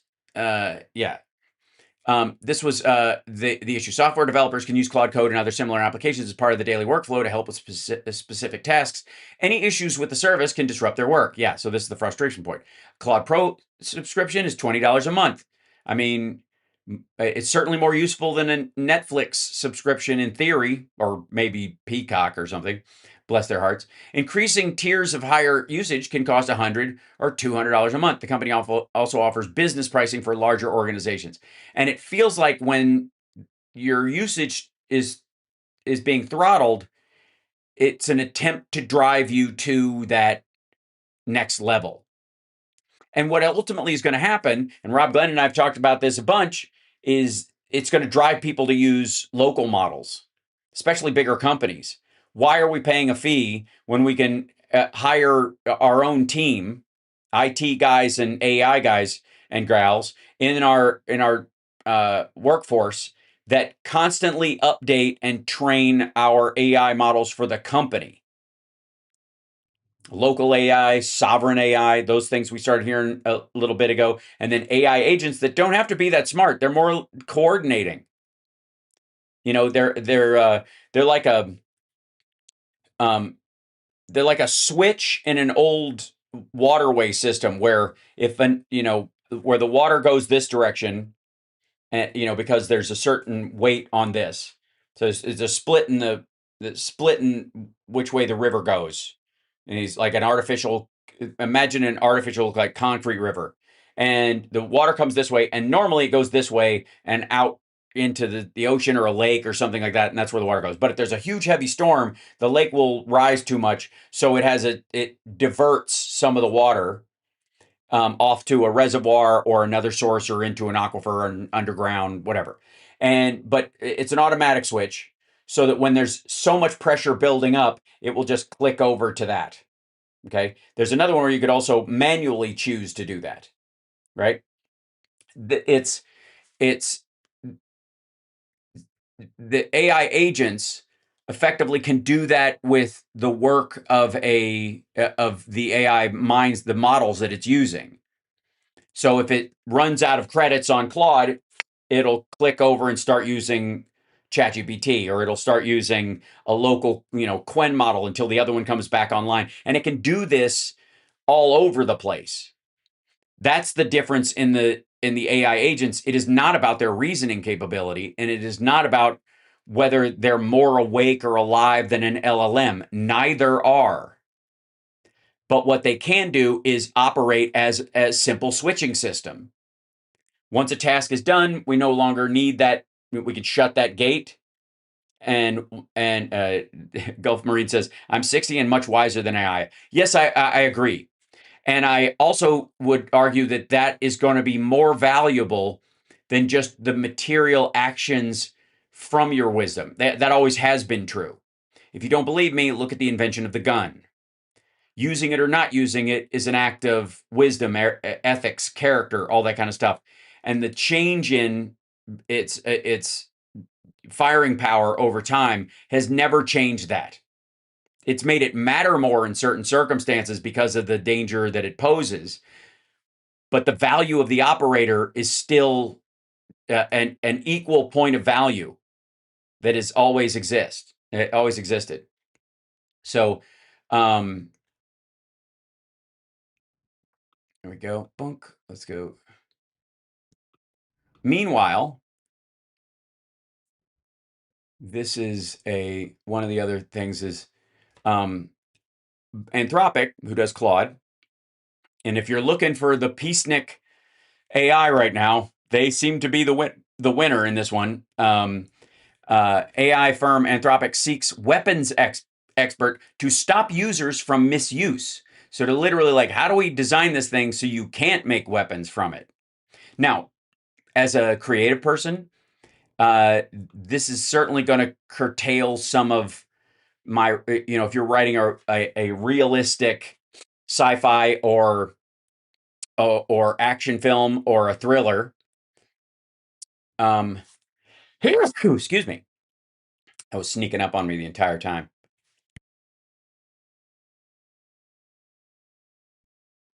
Cats. Anyways, that it will limit it, this kind of stuff will throttle your ability to use it for creative reasons. Now, I don't need the actual recipe for crack and how to make a crack bullet that actually fires out of a gun. But if you were telling a story based on that, because you're making some, I don't know, jacked up psycho John Wick version of Breaking Bad, and you thought that'll sell, you'll have a harder time writing it on Anthropic than you will on the other models. Certainly, on Grok, which will probably, offer to have the ingredients delivered to your house. The other thing is that Keg Breath and these creeps have been trying to hurt Anthropic because they won't play along, and a judge has told them to go pound sand. These are good things that are happening. So, okay, sorry, BBC. I'm not subscribing. Sorry. Give up the monarchy and then I'll subscribe. I'm not doing it until then. So, I want to show you guys some stuff, if I may. By the way, the Real Voice AI music, this thing that I played this morning, this thing.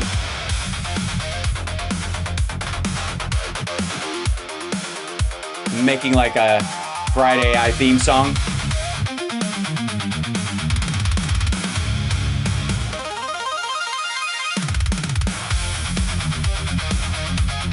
It's cool.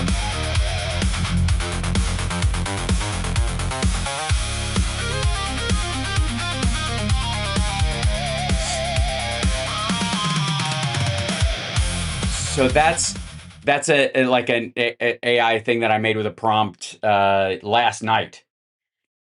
Who's that on drums?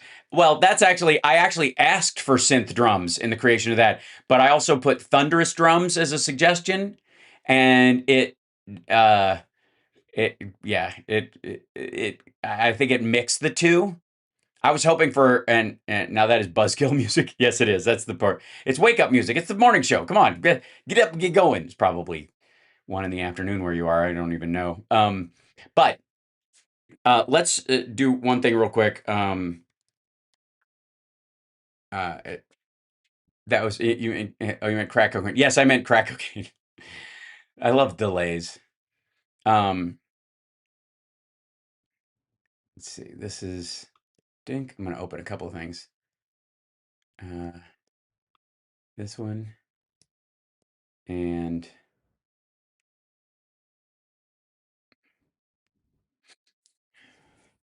so there was a robot summit, and it was just overrun with humanoids because everybody's figured out using NVIDIA's system how to train these things really quickly.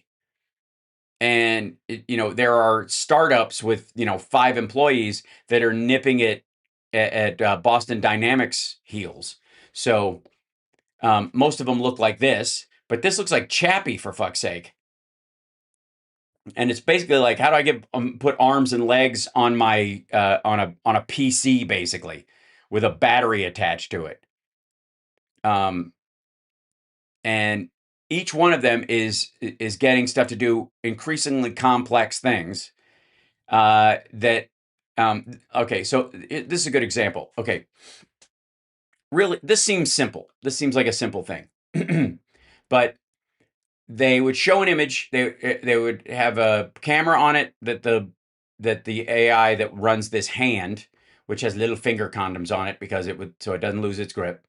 And they would give it this cube that has letters on it and then a blank spot, and they would show it an image and go, say, rotate this to where it shows the image that is on the block. And it realized, okay, that's the blank side. So it did that.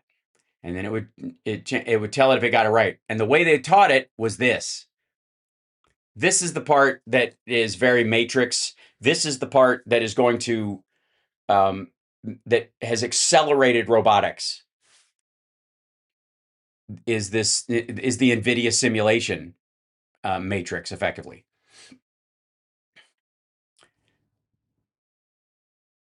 And think of like the advances we've had with like stroke victims and others who have learned to reuse their hand and that kind of stuff. This is more complicated even than that, because those are at least synapses that at one point existed, and the person who's operating can understand that. This thing is kind of learning on the fly. So what you'll notice is not only does it turn it in the direction to show the right side, the letters are the right side up. So when it wants the A upside down, it gets the A upside down. When it asks for the S right side up, it holds it right side up with the I on top. So it has to match on all sides from that. Okay, fairly simple, right? But the extraordinary step forward that almost anybody with a ChatGPT Max subscription and a robotic hand can now train that thing to be 100 times fast. They can train it 100 times faster than ever before. That's why you're going to see robots a lot faster than we have seen in the past. Now, real quick, let me see if I can show you guys this. Open this up. Yeah. So let me open up the Chat and the G and the P and the T. Okay, there we go. And so I have ChatGPT doing what's called a cron job, which is a job that's on a set time scale. And these are the stories that it pulled on my behalf. And we'll even look at this. Okay, so I had it make here. I'm gonna give this. Take this image and see if I can. I'm gonna give this to. Where is it? Get over here. Dink. Nope, it won't let me. I can't take it straight from the thing. Save image. There we go. And then close that. I'm gonna give this to. I'm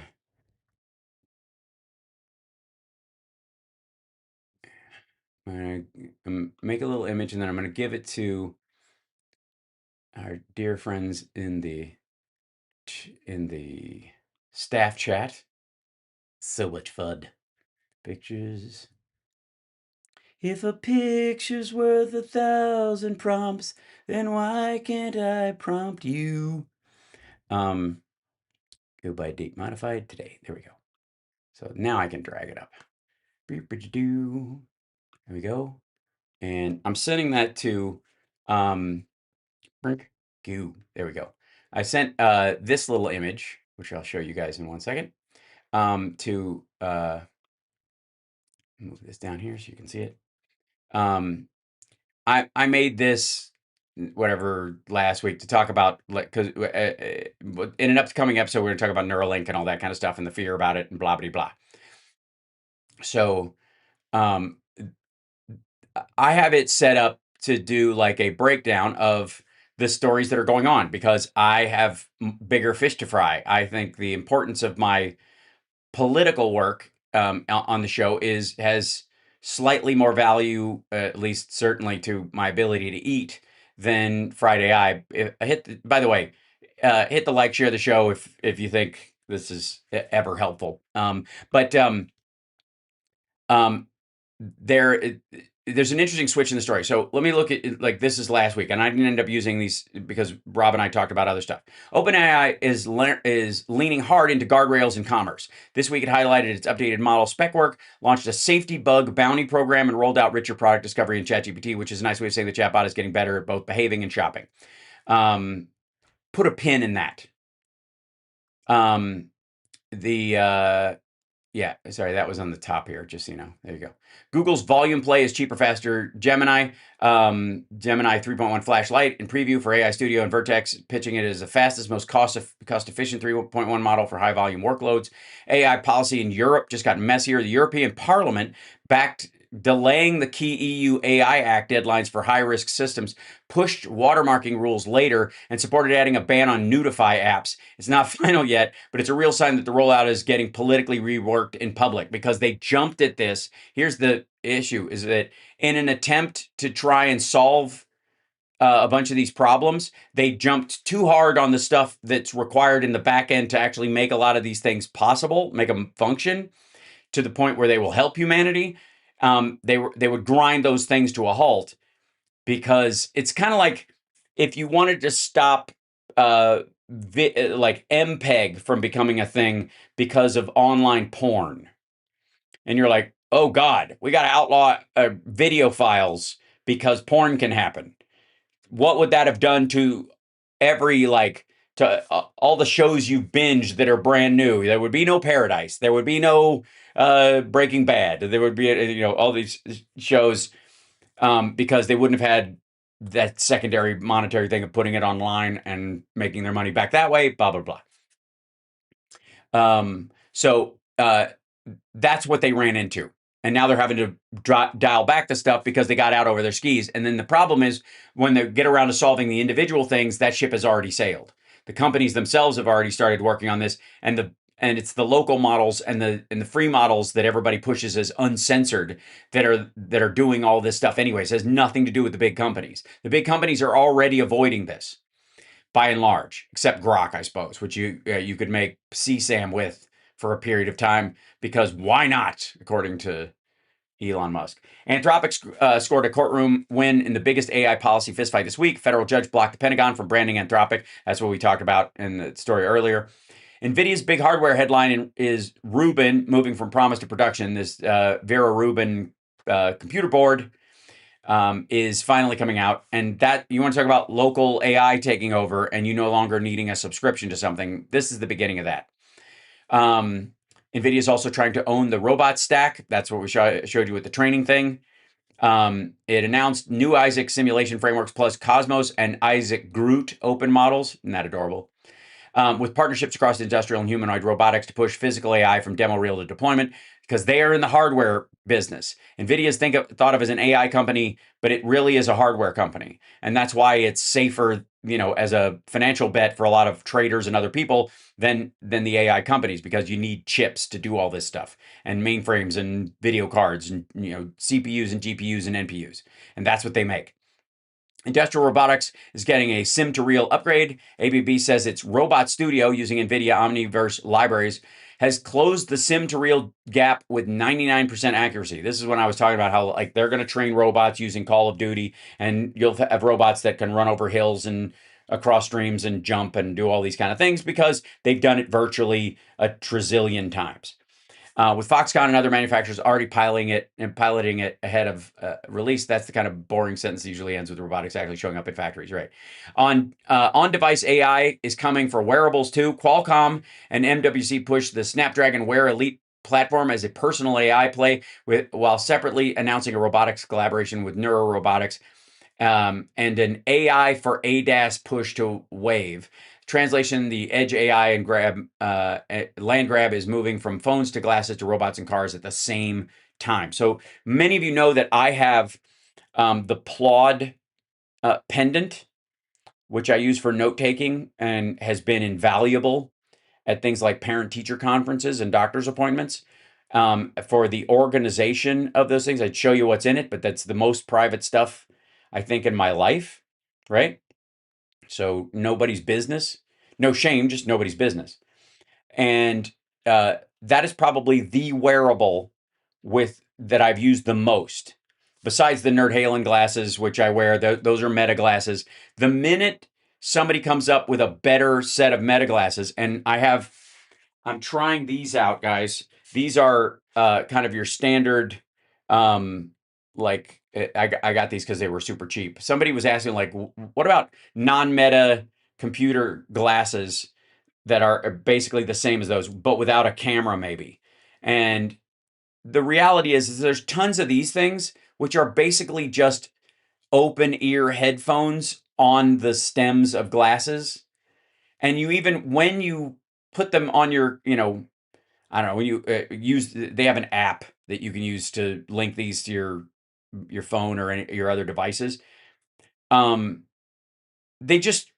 link in as headphones, because that's all they essentially are. You're just talking to whatever chatbot you want. And that's true of a lot of things. You can talk to your own chatbot, or listen to it translate with any Bluetooth headphones at this point. And I would argue that you're probably better off, if you're wondering about like glasses and those kind of things, is getting some open ears like these. These are the Aftershocks. I burned these guys out because I used them on the show for a long time, and I think charging and recharging them made them just die a horrible death. But if you're going to have something like just over your ears that's sitting there or whatever, and it's very spacey in that regard, hell yeah, you could even wear them backwards and be like Logan's Run. I mean, I'm fairly convinced that that's what space headbands are. You ever notice how in like 70s and all the 70s sci-fi, they're always wearing shit like this? Like everybody, Logan's Run and all this, like they all look like they're wearing something like this. I swear to God, all they're doing is wearing like over-the-ear headphones on backwards to talk to the AI. Everything you see is like in futurism, they're always just wearing. This looks like a wearable brain device, and it's not. I honest to God, like this is the first time I put this together with these things in particular. There's my Halloween costume, for fuck's sake. I just get a white jumpsuit and now I'm like an extra in Logan's Run. And then I just I walk around with a badge that says 32 because I made it past it. Those are called birth control glasses, right? They keep you from getting laid. It's very smart. Stop being so fabulous. I cannot. But I'm dead serious. I always like whenever I would see stuff in 70s sci-fi, I was always like, why is everybody wearing a headband? What the hell? Are people that sweaty in the future? And then I was like, yeah, if you just wore these upside down, they look, I mean, if I swear to God, if I walked up to most people wearing this and they were like, what's that? And I went, oh, it's my AI connection. I can't get it, not lopsided. There you go. It's my AI mnemonic Soul Bridge implant reader. I've got implants inside my skull, and then this thing can read them. And then if I ever want to be offline, I can just take them off. But, they basically convey my thoughts to the cloud. Do you know how many people would believe me right now? And I got to tell you, we're not that far from that actually being a thing. Yes, THX 1138, like Geordi from Star Trek with his weird hair comb that they put over his eyes. One of the greatest, like, repurposing, probably the greatest repurposing of a normal item to a sci-fi usage is those redneck girl poof up hair clips that Geordi on Star Trek wore because he was blind. And as if they didn't have bionic eyes at that point. Anyways, but but also second only to, of course, Luke Skywalker's lightsaber, which is the handle for a flash for an old camera. But if you're worried about, like, I mean, we're back to being like that asshole. But if you want to have contact with your AI while you're out and about and whatever, and you don't need a camera, good old-fashioned Bluetooth, baby. Just make a phone call to it, because that's really what you're doing. It's got a mic on it, and it's got a speaker, that's all you need. Which brings me to, let's see if we got last few minutes together. Hold on. I think I should add, let's see. Gonna add, I think it's, add scene. And I think I made it, yeah, this guy right here. There you go. I'm gonna put this over here and see if this is very big. I'll just shrink this down. Boo, don't leave. And then we go to here, and I think I have to use, I do. I have to, to use this business. Where are you, you silly thing? Let's try Comet. I think Comet can actually do this. Enter voice mode.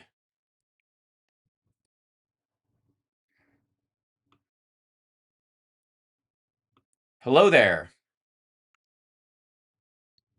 I'm just finishing up my regular show, Fried AI, with my audience, and I thought you might give them a quick rundown of the biggest AI news, like a minute, to just slam out the biggest headlines.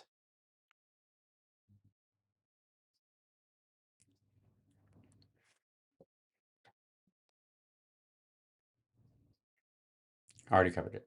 Already covered that. Yep. But what's the Google and American Airlines thing?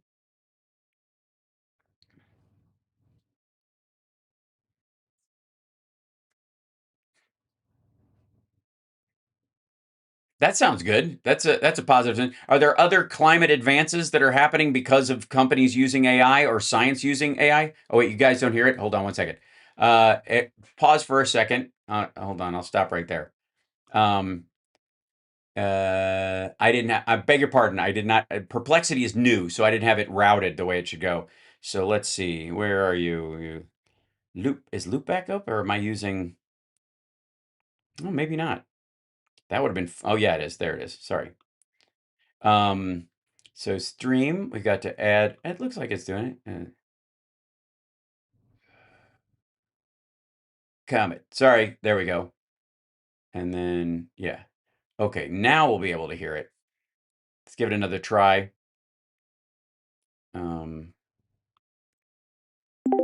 Hi there.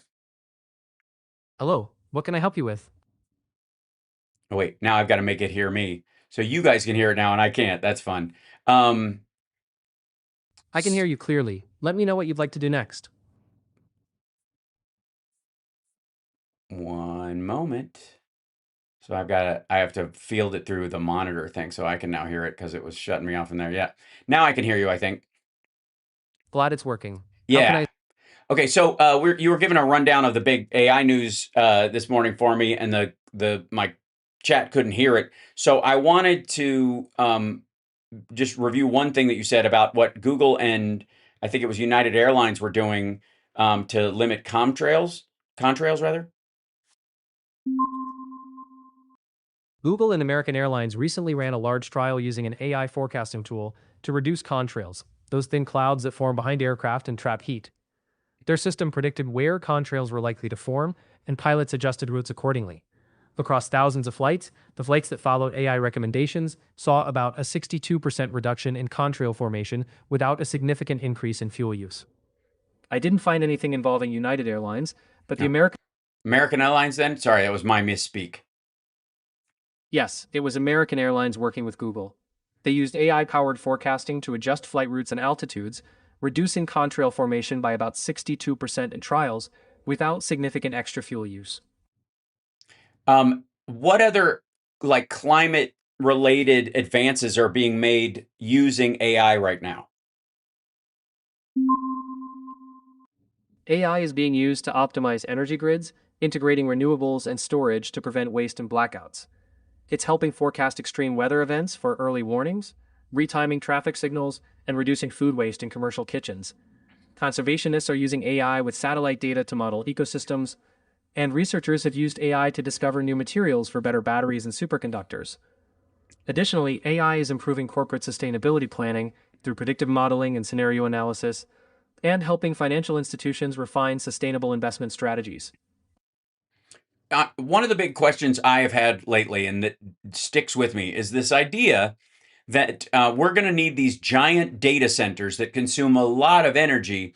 If AI continues to advance itself, wouldn't the advances also include in less power usage, less heat being produced, so therefore less need for fuel for cooling systems and the like? Isn't it going to advance along with all the other advances away from these giant data centers that require all this energy? It seems like a self-fulfilling prophecy in that regard.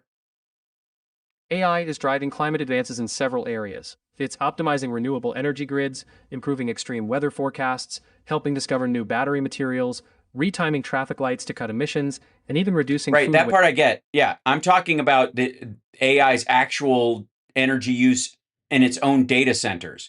That has to be minimized over time by advances that AI itself helps to make. Yes? You're right. There's ongoing work to make AI models and data centers more efficient. This includes optimizing hardware, designing energy-efficient chips, and using AI to manage cooling and power distribution.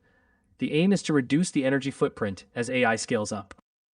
Yeah, I know that's the aim, but I think predictably, what would be the math in its on the advances needed, the electricity that we expect to draw for this thing, and the diminishing needs for it in the linear usage by AI over time as it helps advance its own usage?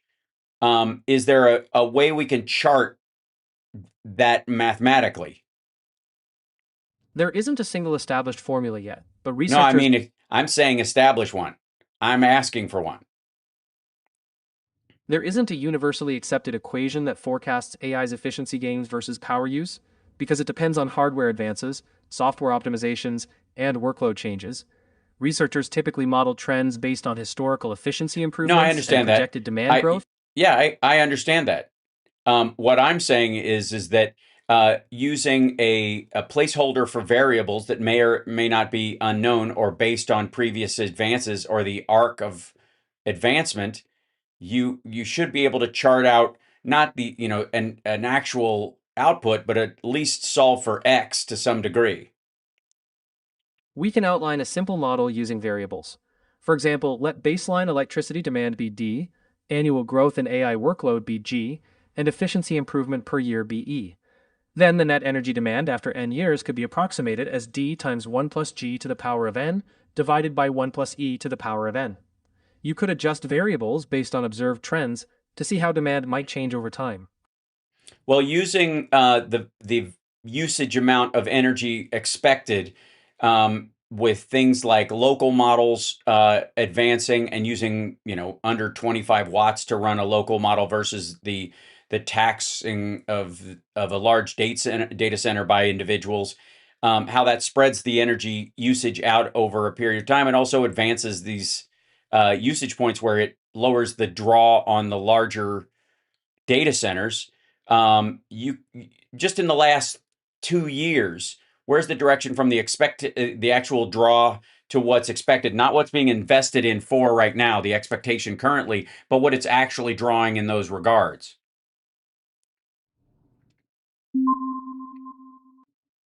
Here's what we know. The International Energy Agency estimated U.S. data centers consumed about 183 terawatt hours of electricity in 2024, roughly 4% of total U.S. consumption. AI-focused data center demand is growing around 30% annually, compared to 9% for conventional workloads. Projections show U.S. data center use could more than double to 426 terawatt hours by 2030. In the meantime, a single advanced AI data center GPU can draw 350 to 700 watts, and training a large model like GPT-4 may use tens of gigawatt hours of electricity. On the other hand, local or edge AI models can run on devices using under 25 watts, spreading the energy load and reducing reliance on big data centers. This shift to edge AI is seen as a promising way to curb overall electricity use. I agree. Now, how can we find a way that I guess we'd have to track against expectation because nobody's really speaking openly about this.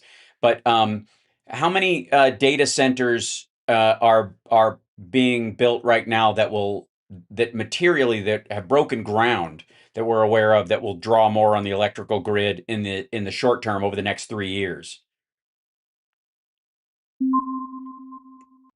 Estimates show that roughly 140 new data center projects, totaling about 16 gigawatts of capacity, are slated to come online in 2026, but only about 5 gigawatts of that is actually under construction now. Data center construction starts surged in 2025, with about $77.7 billion in new projects launched, suggesting a rapid build-out pipeline. If completed, these projects could add significantly to the electrical load over the next 3 years, but many projects remain in the announced stage without breaking ground yet. Yeah, and is there a chance, like a lot of the factories they've been talking about, that high levels of automation and refinement of the technology over the next couple of years would make data centers that break ground this year or that are getting up on their feet obsolete in 4 years because they become archaic because everything is moving so fast? Automation and technology improvements are moving fast, but sources suggest data centers built today are unlikely to become obsolete in just a few years. Most modern facilities are designed to be modular, allowing hardware and cooling systems to be upgraded over time. The real constraints are often power availability and grid access, which give facilities long-term value. Some projects could risk becoming less competitive if they're inflexible in power density or poorly prepared for future energy costs. But in general, demand for computing is growing faster than efficiency gains. That means new data centers, if designed for adaptability, should remain relevant and valuable over the next several years. Right. So I guess the question is, when do we reach EEV, which would be efficiency escape velocity, where we zero out? Analysts don't foresee an efficiency escape velocity that would neutralize growing demand. Projections show data center power demand increasing by 16 to 22% annually through 2030, with even moderate scenarios doubling current power use. Efficiency gains are expected, but demand growth consistently outpaces those improvements. So far, no timeline suggests a point where efficiency gains will zero out demand growth. Well, if the power isn't there in the first place and it just flatly isn't available, obviously efficiency is the only place where the gains could exist. Efficiency is important, but experts say demand growth outpaces those gains, meaning expanding power infrastructure remains critical. No, I get that. But if it's strictly not a possibility, let's say that doubling our energy grid output in the next 5 years is impossible. If doubling grid output isn't feasible, the focus will be on using existing power more efficiently, upgrading facilities for higher density, and investing in on-site or renewable generation. These strategies can help bridge the gap, but they underscore the need for long-term energy planning, and if it feels overwhelming, discussing options with energy or infrastructure experts can help clarify realistic paths forward. Yeah, I'm not trying to start one of these data centers. I'm just recognizing that if you only have a certain amount of output from a power grid and you're not willing to sacrifice, heating and cooling homes or keeping the lights on in businesses to run these data centers, then those data centers have only one choice, either to shut down, not expand, or get extremely efficient, extremely fast. Exactly. Without more grid power, data centers must optimize every watt through advanced cooling, high-efficiency hardware, and intelligent workload management. Many are also turning to on-site renewables or energy storage to supplement grid supply. Efficiency becomes non-negotiable under those constraints. So that's perplexity, ladies and gentlemen. Now let's go over here, and we're going to talk to. Okay, that's hold on. I want to before I leave you, I want to have a conversation with a couple of these guys so that we knew what's going on. Let's get into the chat, and then I don't think it's interesting. There is an issue with. Okay, that's why, because you're up there.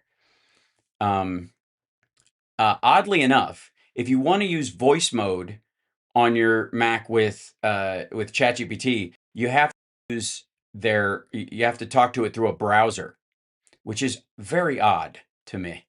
I think that's very strange. Let's go back to here. Dink.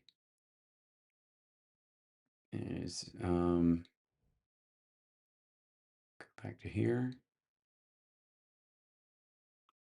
Prue, and then, where are you? The easiest way I often do it is by speaking. My devices are in the other room. Anyways, I've kept you guys over. Anyways, this is a rabbit hole I can get down very easily. In the meantime, let's see. This just allows me to speak directly into the entry point. Okay, hold on. I don't want that.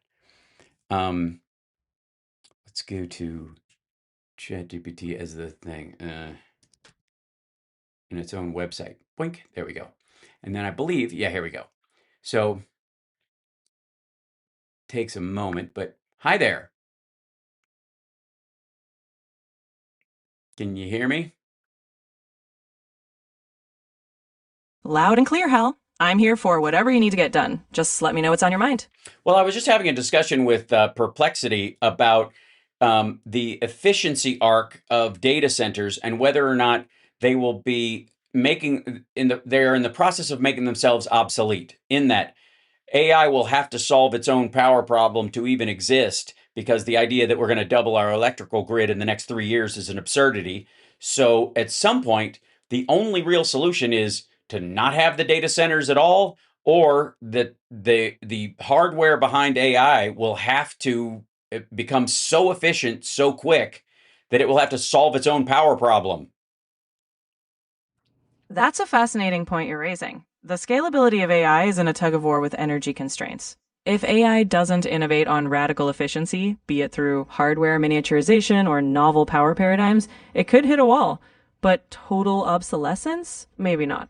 We might just see AI become its own best energy engineer. Right. So, I guess I'm overspeaking with obsolescence. What I mean is that a modern data center, as we make them right now, these sort of giant mainframe warehouses are in danger of, with their expectation of the energy draw and their race to get ahead of stuff and use current technology, that data centers that are breaking ground right now will use more efficient systems and smaller power draws, and therefore they will be cheaper to operate. They will have a better profit scheme, and they could put the other ones, the giant ones, out of business, except for maybe government use, fairly quickly, and because the field is moving so fast.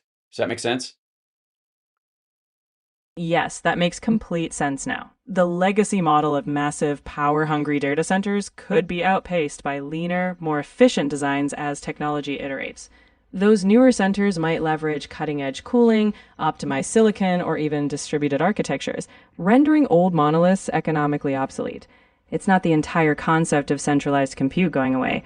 Rather, the old dinosaurs might struggle to keep up with agile, energy-smart competitors.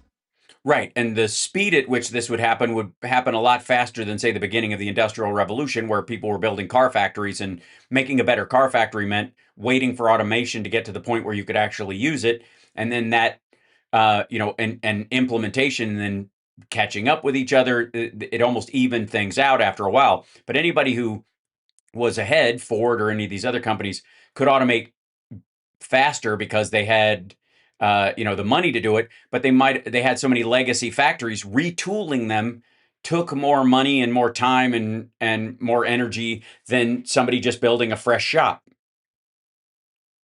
Exactly. The velocity of change in AI infrastructure is more akin to the tech sector's iteration cycles than the slow churn of 20th century industry.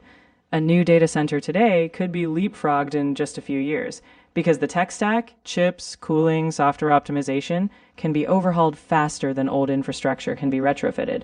So yes, the fresh shop advantage could be decisive, and the laggards might end up stranded with outdated, power-guzzling beasts. Yeah, I'm specifically thinking of Colossus in Memphis, for example, which is, or the one that Meta is allegedly building in Texas that's supposed to be the size of Manhattan.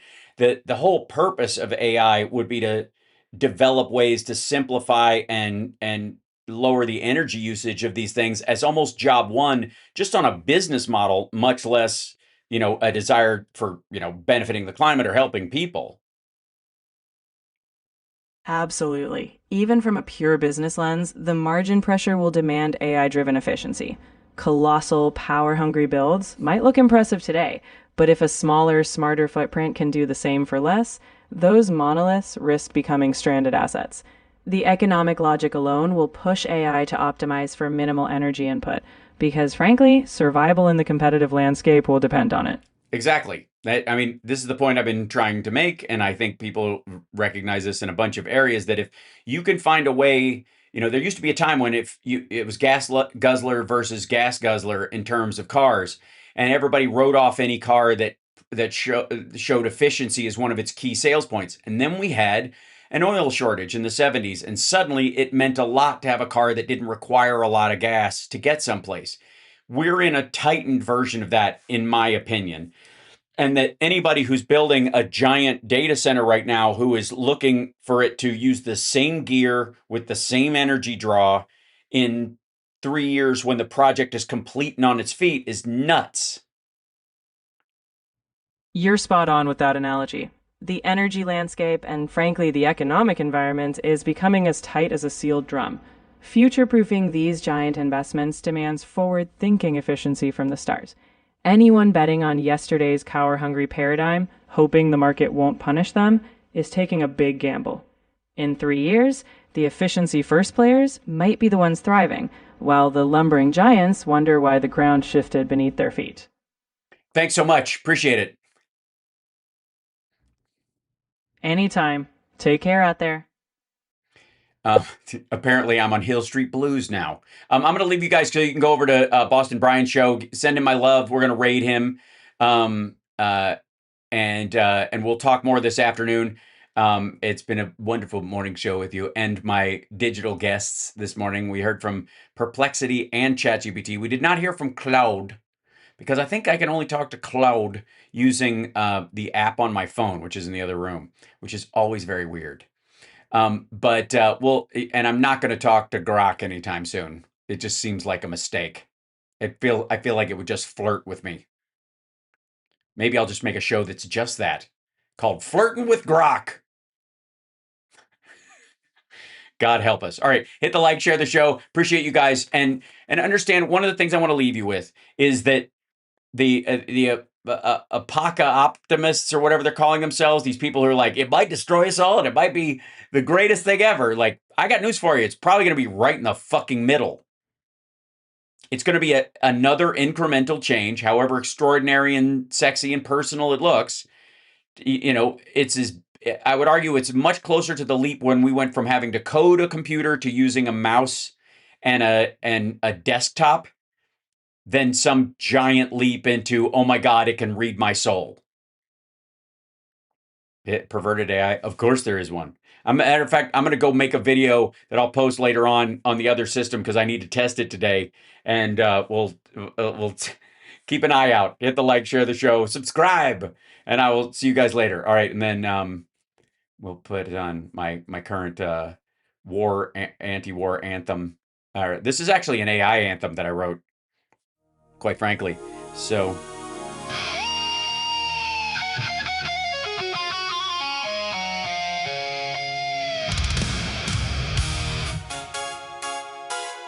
I love the 80s. What do you want? All right, take care of yourselves and take care of somebody else.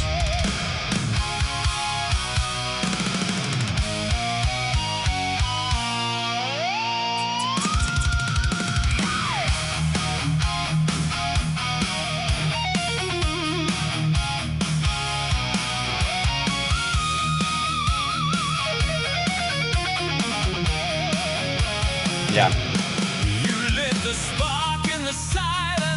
I always throw my name in.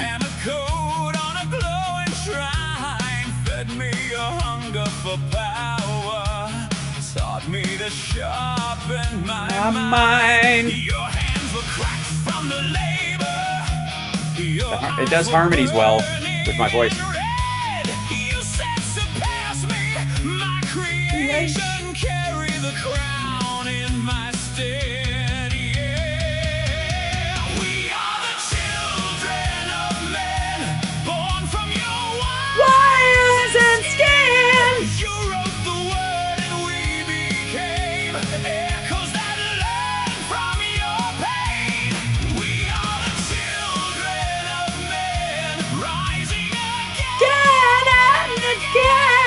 All right.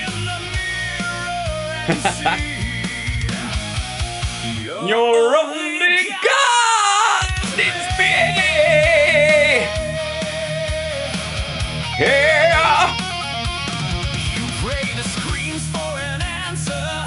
Yeah. Thanks. CSL throws the best gifts in the Discord.